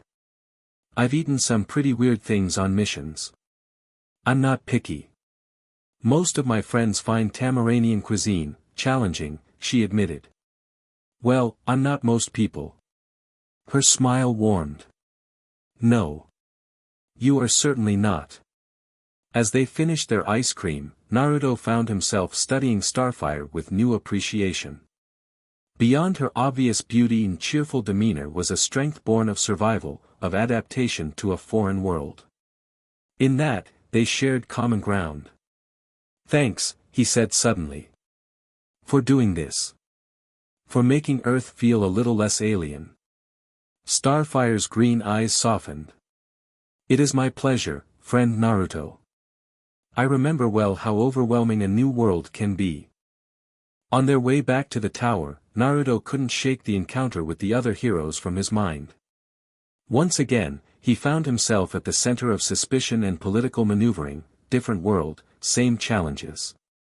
But this time, he wasn't facing them alone. They said what? Robin demanded, pacing the ops room after hearing about the mall encounter. That the League wants Naruto to come in for assessment, Starfire repeated. They gave an ultimatum of 48 hours.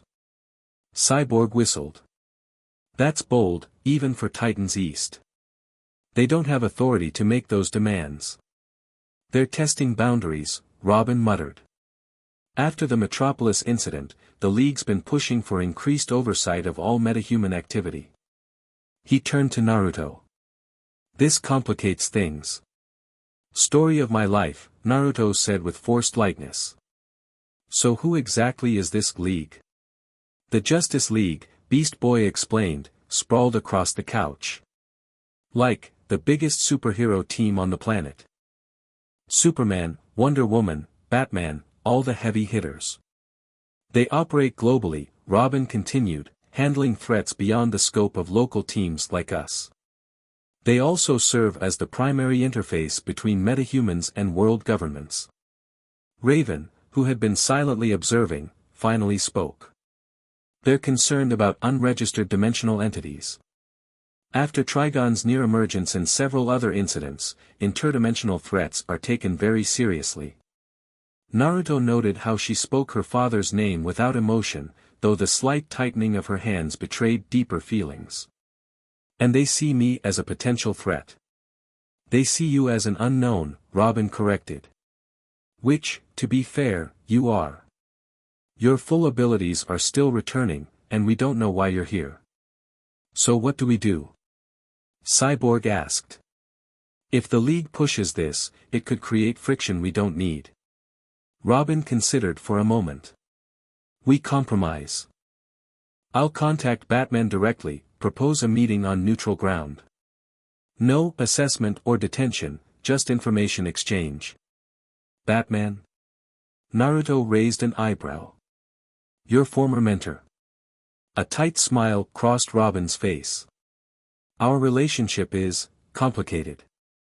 But he'll listen to reason if the approach is right. And if he doesn't? Beast Boy asked. Then we do what Titans always do, Robin replied. We stand together.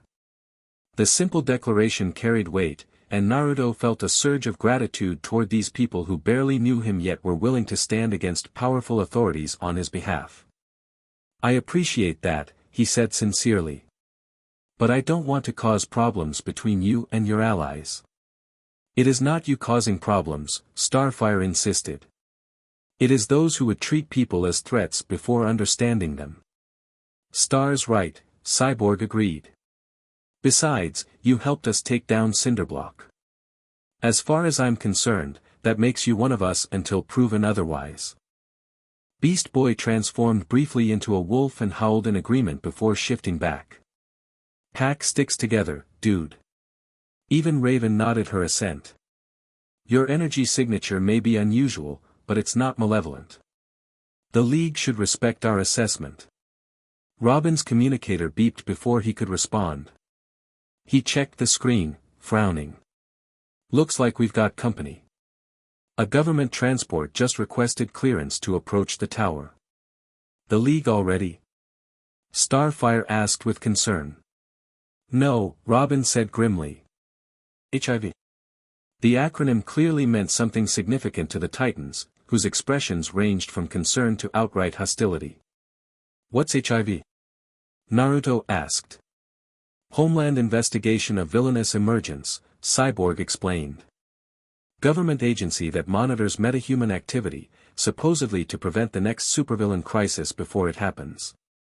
More like they create half the problems they claim to solve, Beast Boy muttered. Robin silenced them with a raised hand. We don't know what they want yet. Let's not assume the worst. He turned to Naruto. But maybe you should stay out of sight until we know their intentions. Naruto shook his head. If they're here about me, hiding will only make me look suspicious. I've spent too much of my life being treated as a secret threat. I won't do it again. After a moment of tension, Robin nodded. All right. But let me do the talking.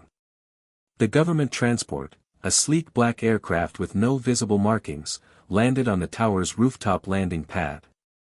From it emerged 3 individuals, a woman in a crisp charcoal suit, flanked by 2 men in tactical gear carrying what Naruto recognized from his brief Earth education as advanced weapons. The Titans met them in the ops room, maintaining a united front. Robin stepped forward as their representative. Agent Fairchild, he greeted the woman.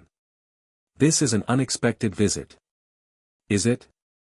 The woman's smile didn't reach her eyes. After harboring an unregistered dimensional entity for the past 72 hours. I'd call this visit overdue. Her gaze shifted to Naruto, assessing him with clinical detachment.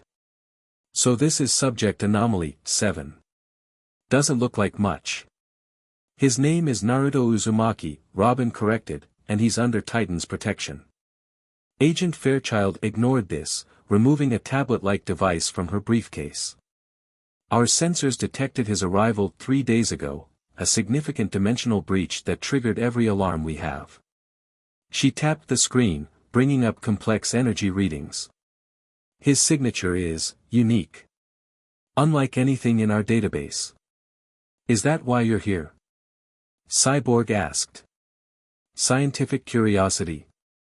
National security, she countered smoothly. Dimensional incursions have a poor historical record in terms of peaceful outcomes. Her eyes locked with Naruto's. We'd like to invite Mr. Uzumaki to our research facility for comprehensive analysis. You mean detention and experimentation, Raven stated flatly. Agent Fairchild's expression hardened. I mean responsible oversight of a potential threat. HIV is authorized under the Metahuman Monitoring Act to assess any entity with abilities that could endanger civilian populations. I'm not a threat, Naruto said, speaking for the first time. I've been helping the Titans protect your city. So I've heard. Her tone suggested this didn't impress her. One good deed doesn't establish peaceful intent.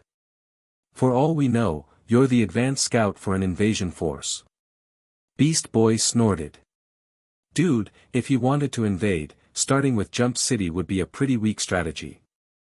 No offense to our home, but it's hardly the global capital. Agent Fairchild ignored him, focusing on Robin.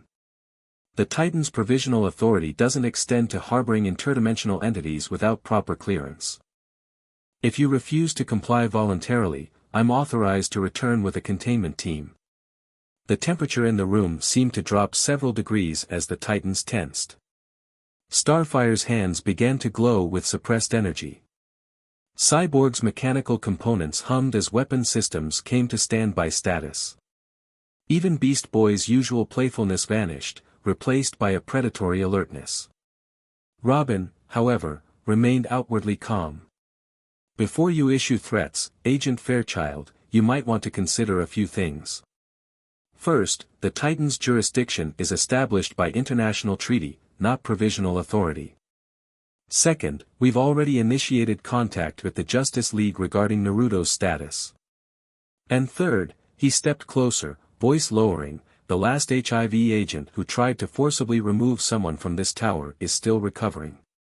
The standoff stretched for several tense seconds before Agent Fairchild's professional mask slipped back into place. I see the rumors of your independence weren't exaggerated, Robin. She tucked the tablet away. Very well. We'll defer to Justice League protocols for now. But HIV will be monitoring the situation closely. She turned to Naruto with a cold smile. Welcome to Earth, Mr. Uzumaki. I hope, for everyone's sake, that your presence here is as benign as your friends believe. As quickly as they had arrived, the HIV representatives departed, leaving an unsettled atmosphere in their wake. Well, Beast Boy broke the silence, that was intense. Anyone else need stress pizza? I need stress pizza. They'll be back, Cyborg predicted grimly. HIV doesn't give up that easily. Robin nodded. Which means we need to accelerate our plans. Cyborg, contact Titans East, the real leadership, not Static's team. We need allies. Raven, continue working with Naruto on stabilizing his abilities. Beast Boy, monitor social media for any mention of Naruto or unusual dimensional activity. And me? Starfire asked. Contact your sister, Robin said after a moment's hesitation. If this escalates, having a Tamaranian diplomatic connection might help establish Naruto's status as a refugee rather than an invader. As the Titans dispersed to their assignments, Naruto remained in the ops room, staring out at the bay. The sun hung low on the horizon, casting long shadows across the water. You're quiet, Raven observed, having lingered behind the others. Just thinking, Naruto replied. About how some things don't change across dimensions. People fear what they don't understand. Raven moved to stand beside him. Fear is a constant in any world. So is courage. In my world, Naruto said softly, I eventually won acceptance by proving myself over and over again. I'm not sure I have the energy to start that journey all over here. You may not have to, she countered. You already have allies willing to stand with you. He turned to face her, struck by the quiet conviction in her voice. Including you? Something flickered in her violet eyes, vulnerability quickly masked. I know what it's like to be feared for what you contain. To be judged for potential rather than actions. She hesitated, then added, so yes. Including me. The simple declaration meant more than elaborate promises would have. Naruto felt a connection with Raven that transcended their short acquaintance, a recognition between kindred spirits. Thank you, he said simply.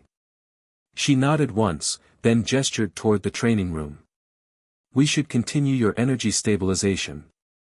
Recent events suggest we may need your full abilities sooner rather than later. As they left the ops room together, Naruto couldn't shake the feeling that time was running short. Between Kronos' warnings, the Justice League's interest, and now HIV's threats, the grace period for understanding his presence in this dimension was rapidly closing. Whatever had brought him here, whatever purpose lay behind his interdimensional resurrection, it would not remain mysterious much longer. For the next week, Naruto's life fell into a new routine. Mornings began with physical training alongside Robin, focusing on adapting his taijutsu to complement the Titans' fighting styles. Afternoons were dedicated to energy stabilization with Raven, whose guidance helped him reconnect with his chakra in increasingly effective ways. Evenings often found him with Starfire, learning about Earth customs and technology while sharing stories of his own world. Beast Boy appointed himself Naruto's entertainment director, introducing him to video games, movies, and other recreational activities. Cyborg, meanwhile, continued analyzing his energy signature while developing specialized training simulations to help him regain combat readiness. Through it all, Naruto felt his strength returning, not exactly as it had been in his world, but evolving into something new. His chakra adapted to this dimension's different energy patterns, creating hybrid techniques that combined shinobi traditions with metahuman principles. The shadow clone jutsu became more efficient, requiring less energy while producing more stable duplicates. His taijutsu incorporated elements of Robin's acrobatic style, compensating for the slightly different physics of this world. Even his Rasengan evolved, incorporating a spiral pattern that Cyborg's instruments detected as having dimensional harmonics. It's like your energy is synchronizing with our universe, Cyborg explained during one analysis session. Adapting rather than fighting the differences. Most surprising was his discovery during meditation with Raven. While accessing his mindscape, Naruto found the sealed door containing Kurama had changed, developing small cracks that leaked traces of the fox's chakra. He's waking up, Naruto told Raven excitedly after one such session. Not fully, but I can sense him stirring. Your connection is strengthening as your own energy stabilizes, she confirmed. The dimensional barrier that suppressed him is weakening. Though his progress was significant, external pressures continued mounting. Robin's negotiations with the Justice League resulted in a temporary compromise. Naruto would remain with the Titans while the League investigated the dimensional anomaly that brought him here. But HIV continued pushing for jurisdiction, and reports from around the city suggested they had agents monitoring the tower. Public opinion remained divided. Some citizens embraced the idea of a new hero joining the Titans, while others expressed concern about an interdimensional entity with unknown powers. News programs debated the implications, politicians made statements, and social media buzzed with theories about Naruto's origins and abilities. Through it all, the Titans maintained a united front, incorporating Naruto into their operations with increasing confidence.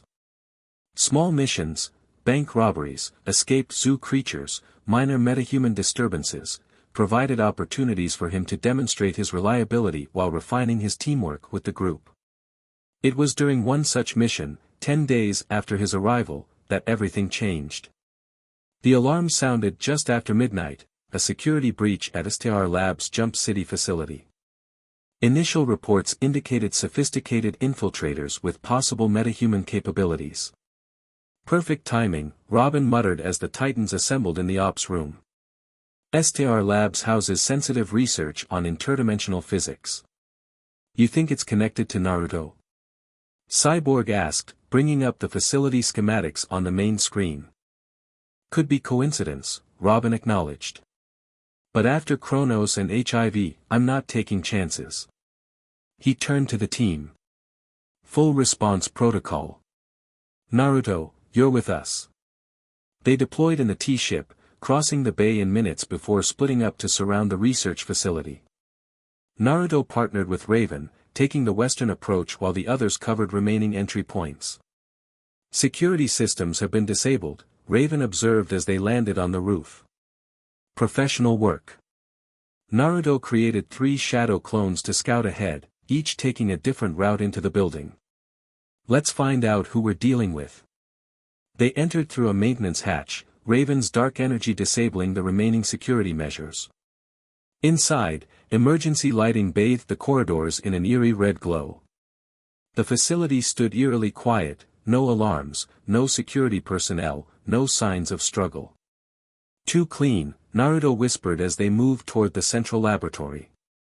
Either the guards were taken out silently, or they were never here, Raven completed the thought. This could be a trap. Naruto's communicator vibrated. West entrance clear, came Robin's voice. Moving to the quantum research section. East side shows signs of forced entry, Cyborg reported.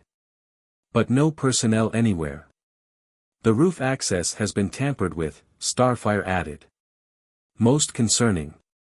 Dudes, Beast Boy's voice was hushed. I found the security guards. They're all asleep in the break room. Like, super deep sleep. Didn't even wake up when I accidentally knocked over a chair. Naruto and Raven exchanged glances. Artificial sleep, she surmised. Someone wanted them alive but unaware. A memory flashed through Naruto's mind as one of his shadow clones dispersed, sending information flooding back. Central laboratory, he said urgently. There's someone there. Working on some kind of device. They converged on the laboratory from different directions, coordinating their approach through communicators. Naruto and Raven reached the observation window first, peering through reinforced glass into a massive chamber containing experimental equipment. At the center stood a familiar figure, Kronos, his clockwork armor gleaming under the laboratory lights. He manipulated a complex apparatus connected to what appeared to be a portal framework, mechanical fingers dancing across control surfaces with inhuman precision. Kronos, Naruto whispered, tensing for battle. Wait, Raven cautioned, placing a hand on his arm. Look. Beyond Kronos, partially hidden by equipment, stood 3 more figures. One was instantly recognizable, a woman in a charcoal suit. Agent Fairchild from HIV, they're working together. Naruto's surprise was evident. I don't think so, Raven murmured. Look at her posture. She's not there voluntarily. Indeed, the HIV agent stood unnaturally still, her eyes fixed forward with the vacant stare of someone under external control. Beside her, 2 more figures showed similar signs of mental manipulation, scientists in lab coats, mechanically assisting Kronos with the portal device. Robin appeared at their side, taking in the scene with narrowed eyes. Mind control. But Kronos has never demonstrated that ability before. It's not mind control, Naruto realized, memories of a past battle surfacing. It's time manipulation. He's slowed their perception of time to the point where they're barely conscious of their actions. Cyborg and Starfire arrived next, followed by Beast Boy in the form of a green snake slithering through a ventilation duct. What's he building? Cyborg whispered, scanning the device with his cybernetic eye. Some kind of quantum gateway, but the signature is all wrong. It's not designed for spatial transportation. Temporal extraction, Robin guessed. He's trying to pull something from another time period. Or push something in, Raven countered. The energy flow could work both ways. Naruto studied the apparatus, recognizing elements similar to what he'd seen during their first encounter. He said I was an anomaly in the timeline. That my presence created ripples. You think this is about you? Beast Boy asked, having shifted back to human form. Before Naruto could respond, Kronos' mechanical head snapped up, turning directly toward their observation point. Temporal witnesses detected, he intoned. Intervention probability, high. Countermeasures initiating. So much for the element of surprise, Robin muttered. Titans, go. They burst into the laboratory from multiple entry points, each moving to their assigned positions. Cyborg and Robin targeted the portal apparatus, Starfire and Beast Boy moved to free the controlled hostages, while Raven and Naruto confronted Kronos directly. Your persistence is predictable, Kronos stated, his voice eerily calm. I calculated an 87% probability of Titan intervention. Then you should have calculated a 100% probability of failure, Robin countered, throwing explosive discs at the portal framework. The devices detonated against a shimmering temporal field that appeared around the apparatus, leaving it untouched. Your conventional weapons cannot affect technology that exists partially outside your time stream, Kronos explained, almost didactic in his tone. Naruto created a dozen shadow clones that spread throughout the laboratory. Last time we met, my energy disrupted your temporal core. Let's see if that still works. Kronos' clockwork eyes narrowed. A valid observation. I have since recalibrated my systems to account for your dimensional frequencies. He raised a hand, and suddenly half the clones froze in mid-motion, caught in localized time dilation fields. Your duplication technique remains vulnerable to temporal manipulation. But while he focused on the clones, Raven struck from above, her soul self manifesting as a dark energy raven that engulfed Kronos in shadow. Azarath Metrian Zinthos. For a moment, the temporal guardian faltered, his mechanical systems disrupting as Raven's magic interfered with his chronal field. The hostages shuddered, briefly breaking free of his control before returning to their trance-like state. Demonic energy, Kronos observed as he fought off Raven's attack. Inefficient against temporal mechanics, but temporarily disruptive. Adjusting parameters. While Raven and Kronos struggled, Cyborg analyzed the portal device. It's building toward critical mass, he called. Whatever he's trying to do, it's happening now. The portal framework hummed with increasing intensity, arcs of blue-white energy lashing out across the laboratory. Equipment sizzled and melted where the energy touched it. At the center of the framework, a swirling vortex began to form, revealing glimpses of something. Not another place, but what appeared to be the same laboratory viewed through a distorted lens. He's creating a temporal overlay, Robin realized. Merging different time periods in the same space. Naruto, seeing the danger escalating, made a split-second decision. He dispersed his remaining clones, channeling their combined energy into his next technique. Drawing on the new understanding of his adapted chakra, he formed a Rasengan unlike any he'd created before, larger, with visible streaks of dimensional energy spiraling through its core. Everyone back, he shouted, charging toward Kronos with the massive sphere rotating in his palm. Dimensional Rasengan. Kronos turned, mechanical eyes widening as they analyzed the approaching threat. Dimensional resonance detected. Probability of system failure, 62%. Unacceptable risk threshold. Instead of defending himself, Kronos made an unexpected move. He thrust both hands toward the portal, channeling all his remaining energy into the device. Contingency protocol activated. Extraction sequence initiated. The portal flared blindingly bright as Naruto's dimensional Rasengan connected with Kronos' temporal field. The resulting collision sent shockwaves throughout the laboratory, shattering equipment and throwing everyone backward. For a moment, reality itself seemed to fracture, images overlapping like multiple photographs exposed on the same film. When the light faded and vision returned, Kronos was gone. In his place stood a swirling temporal vortex, stabilized within the portal framework. And stepping through that vortex came a figure that froze Naruto's blood. White hair. Pale, alien eyes. 2 horns protruding from her forehead. The unmistakable appearance of the being who had killed him in his original world. Kaguya? Naruto whispered in disbelief.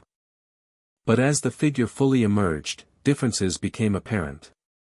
This being shared Kaguya's otherworldly appearance, but its features were masculine, its presence both similar and distinct from the rabbit goddess who had nearly destroyed the shinobi world. Not Kaguya, the entity corrected, his voice resonating with power that made the air vibrate. But close enough for your purposes, anomaly. The Titans regrouped around Naruto, battle-ready despite the shockwaves that had battered them. Robin's mask was torn, revealing one intense eye. Starfire hovered protectively, starbolts illuminating her hands. Cyborg systems rebooted with an electronic whine. Beast Boy crouched in half-transformation, features caught between human and beast. Raven's cloak billowed around her, eyes glowing white with power. Who are you? Robin demanded. The entity surveyed them with casual disdain. I am Tonari Otsutsuki. Last descendant of the Celestial Branch family. Guardian of dimensional integrity. His pale eyes fixed on Naruto. An executioner of those who violate the natural order of worlds. Naruto stepped forward, placing himself slightly ahead of his friends. Otsutsuki, you're related to Kaguya. A distant relation, Tonari acknowledged. Though in my timeline, events unfolded differently than in yours. Without the interference of ninja like you, the celestial bloodlines maintained their proper dominance. Timeline? Cyborg questioned. You're from an alternate version of Naruto's world? Tonari's laugh held no humor. There are infinite variations of all worlds, Machine Man. Infinite timelines branching from key decisions. In most, this one, he pointed at Naruto, died fighting Kaguya, as was proper. The timeline continued its ordained course. But in this one, I survived, Naruto concluded. By coming here. An abomination, Tonari hissed, his calm facade cracking. A violation of cosmic law. Deaths are final.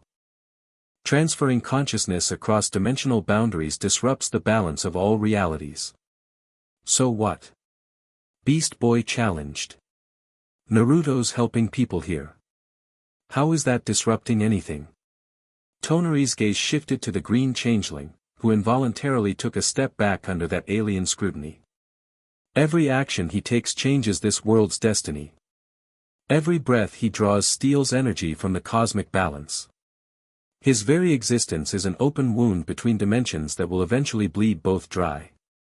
That's why Kronos brought you here, Raven realized. To eliminate the anomaly. The temporal guardian recognized a threat beyond his capacity to address, Tonari confirmed. I exist beyond time, beyond individual dimensions. I see the patterns, the connections. The damage this one's presence is causing. Naruto processed this information, connecting it to his experiences since arriving. The energy fluctuations, the difficulty accessing my chakra. That was the dimensional resistance. Your energy is not compatible with this reality, Tonari stated flatly. It is adapting, yes, but in doing so, it corrupts the natural order here. Left unchecked, the contamination will spread. And you expect us to just hand him over? Robin's tone made the question clearly rhetorical. Tonari's expression showed mild surprise. You would risk your entire dimension for one anomalous entity? How, human? He's not an entity, Starfire declared, green eyes blazing. He is our friend. And we protect our own, Cyborg added, sonic cannon humming as it charged. For the first time, Tonari seemed to consider the Titans as something more than insignificant obstacles. Your loyalty is misplaced but not incomprehensible. However, it changes nothing. The anomaly must be removed to preserve dimensional integrity. He raised a hand, and reality seemed to warp around it, a technique Naruto recognized with horror as similar to Kaguya's dimensional manipulation abilities. If you will not surrender him willingly, Tonari continued, then I will take him by force, along with any who stand in my way.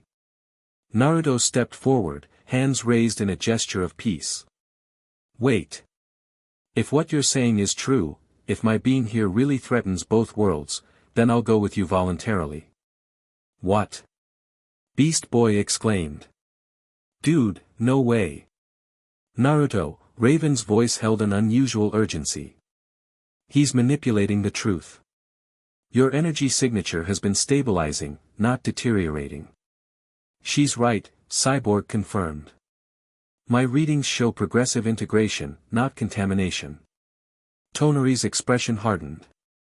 Primitive instruments cannot detect subtle dimensional corruption. The damage occurs at levels beyond your comprehension. Then prove it, Robin challenged. Show us evidence that Naruto's presence is harmful. I do not need to prove what I know to be true, Tonari replied coldly. My purpose is preservation, not persuasion. He made a swift gesture, and the air around them rippled. Gravity seemed to shift, pulling everyone except Naruto toward the walls of the laboratory. The Titans fought against the invisible force, but even Starfire's flight abilities couldn't overcome the gravitational distortion. Your interference ends now, Tonari stated, advancing on Naruto. Come, anomaly. Your extraction will be painless, more mercy than you deserve for the damage you've caused. Naruto stood his ground, mind racing through options. If Tonari possessed abilities similar to Kaguya's, direct confrontation would be nearly suicidal in his still recovering state. But surrender meant abandoning not just his own existence, but the friends who had welcomed him into their world. As Tonari reached for him, Naruto made his decision. Drawing on his deepest reserves, he formed a cross sign. Multi-shadow clone jutsu. The technique drained him severely, but the result exceeded his expectations. 50 perfect clones materialized throughout the laboratory, each channeling a portion of his adapted chakra. The sudden surge of dimensional energy disrupted Tonari's gravitational manipulation, freeing the Titans from its hold. Impossible, Tonari breathed, genuine shock crossing his features. Your chakra shouldn't be capable of such manifestation in this dimension. You keep underestimating him, Raven observed, dark energy gathering around her hands. A common mistake among self-proclaimed gods. The Titans recovered quickly, falling into battle formation around Naruto and his clones. Robin took point, bow staff extended. Titans, coordinate attack pattern Delta. Target his dimensional control. What followed was chaos incarnate. Naruto's clones attacked in waves, preventing Tonari from focusing his reality-warping abilities on any single target. Cyborg and Starfire provided ranged support, their energy attacks forcing the celestial being to constantly defend. Beast Boy transformed rapidly between forms, Rhino for charging attacks, Falcon for aerial maneuvers, Gorilla for raw strength, keeping Tonari off balance. Robin moved with tactical precision, targeting vulnerable points with explosive discs specifically designed to disrupt energy fields.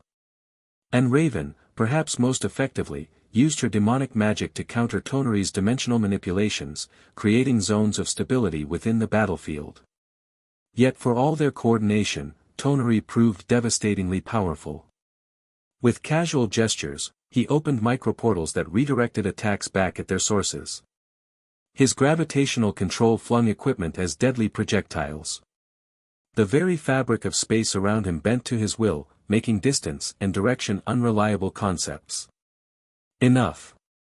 He finally shouted, releasing a pulse of energy that dispersed all of Naruto's remaining clones and sent the Titans crashing into walls. Your resistance is impressive but futile. This ends now. He thrust both hands forward, and reality tore open before him, a rift leading to a dimension of absolute emptiness, a void between worlds where nothing could survive. The anomaly comes with me, Tonari declared. The rest of you may live, provided you cease your interference. Naruto, exhausted from maintaining so many clones, struggled to his feet.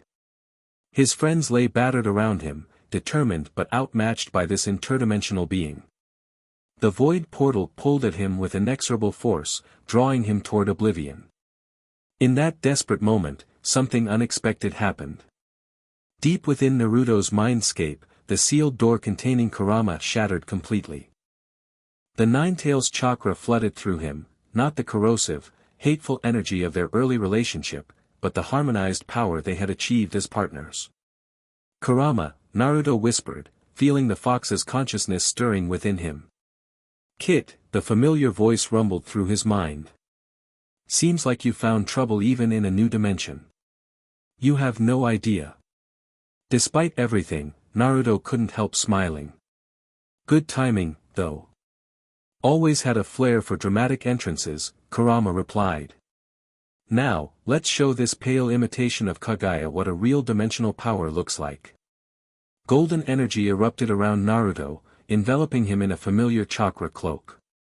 Not the complete bijou mode he had mastered before his death, but something new, a hybrid form adapted to this dimension's different energy patterns. The fox's chakra interacted with the ambient power of this world, creating something neither purely shinobi nor metahuman, but a unique synthesis of both. Tonari's pale eyes widened. The tailed beast? Impossible. It should have been severed during dimensional transfer. Seems like bonds transcend dimensions, Naruto replied, his voice overlaid with Kurama's deeper tones. Something a guardian like you wouldn't understand. The golden chakra spread outward, touching each of the fallen titans. Where it made contact, it healed injuries and replenished energy, creating a temporary link between them all. What is this?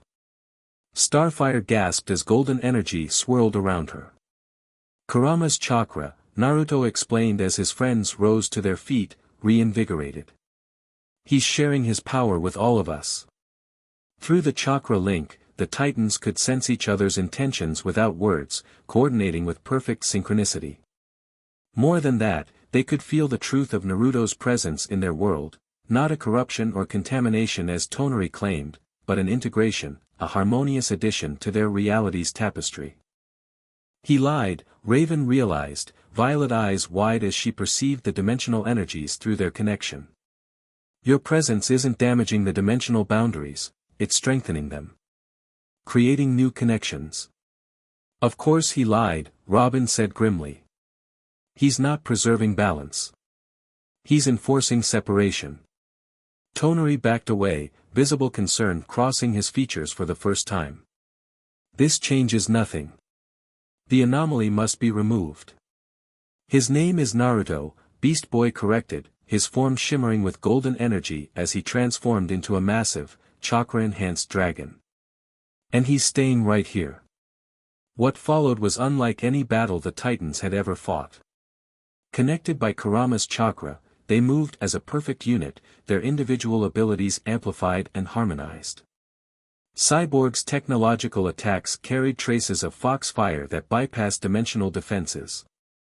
Starfire's starbolts spiraled with chakra patterns that prevented Tonari from redirecting them. Beast Boy's transformations achieved impossible hybrid forms, combining animals in ways that defied biological limitations.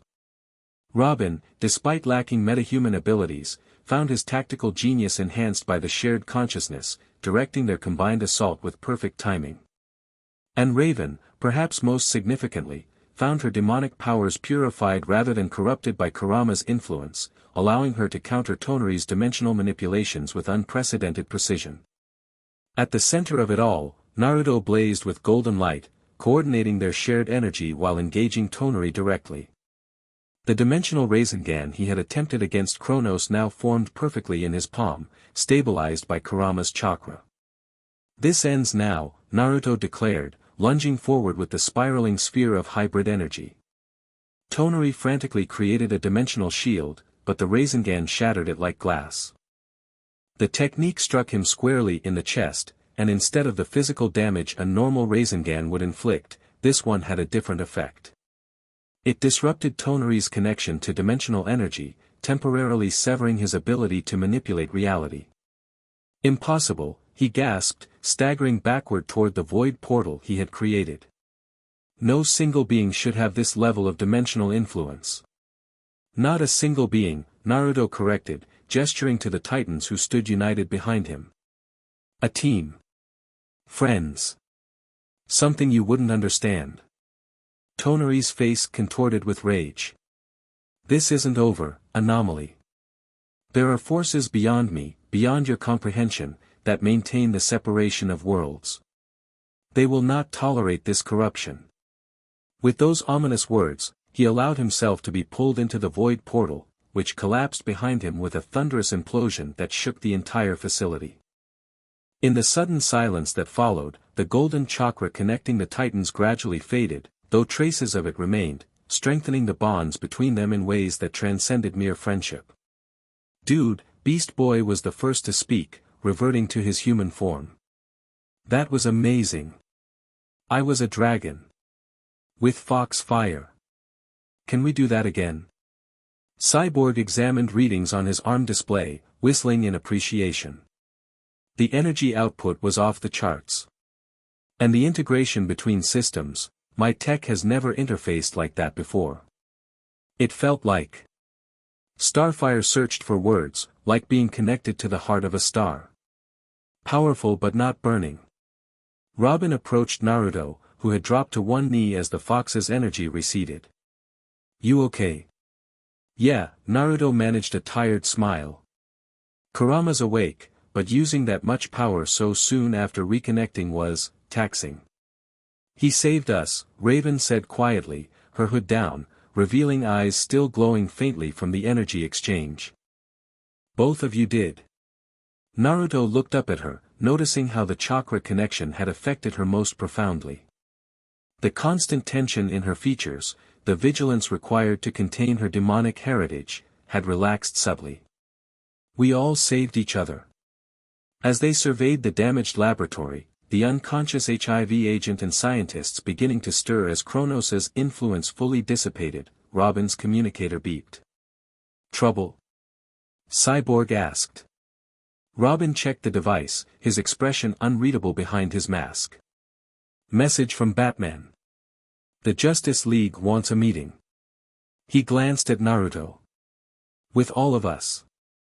"Great," Beast Boy groaned. "From one crisis to another."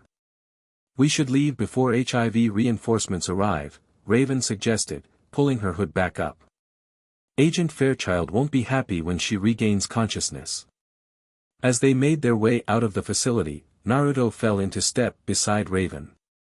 "I felt something during the connection," he said quietly. "Your energy." It responded differently to Kurama's chakra than the others. She didn't meet his gaze, but nodded slightly. "Your fox's energy, purified mine, temporarily. Suppressed my father's influence without weakening my abilities." Her voice lowered further. It was liberating. Before Naruto could respond, Starfire appeared on his other side. "Friend Naruto, your golden energy form was most magnificent. It reminded me of the celestial dance of Zal on my homeworld." Her enthusiasm drew a genuine smile from him.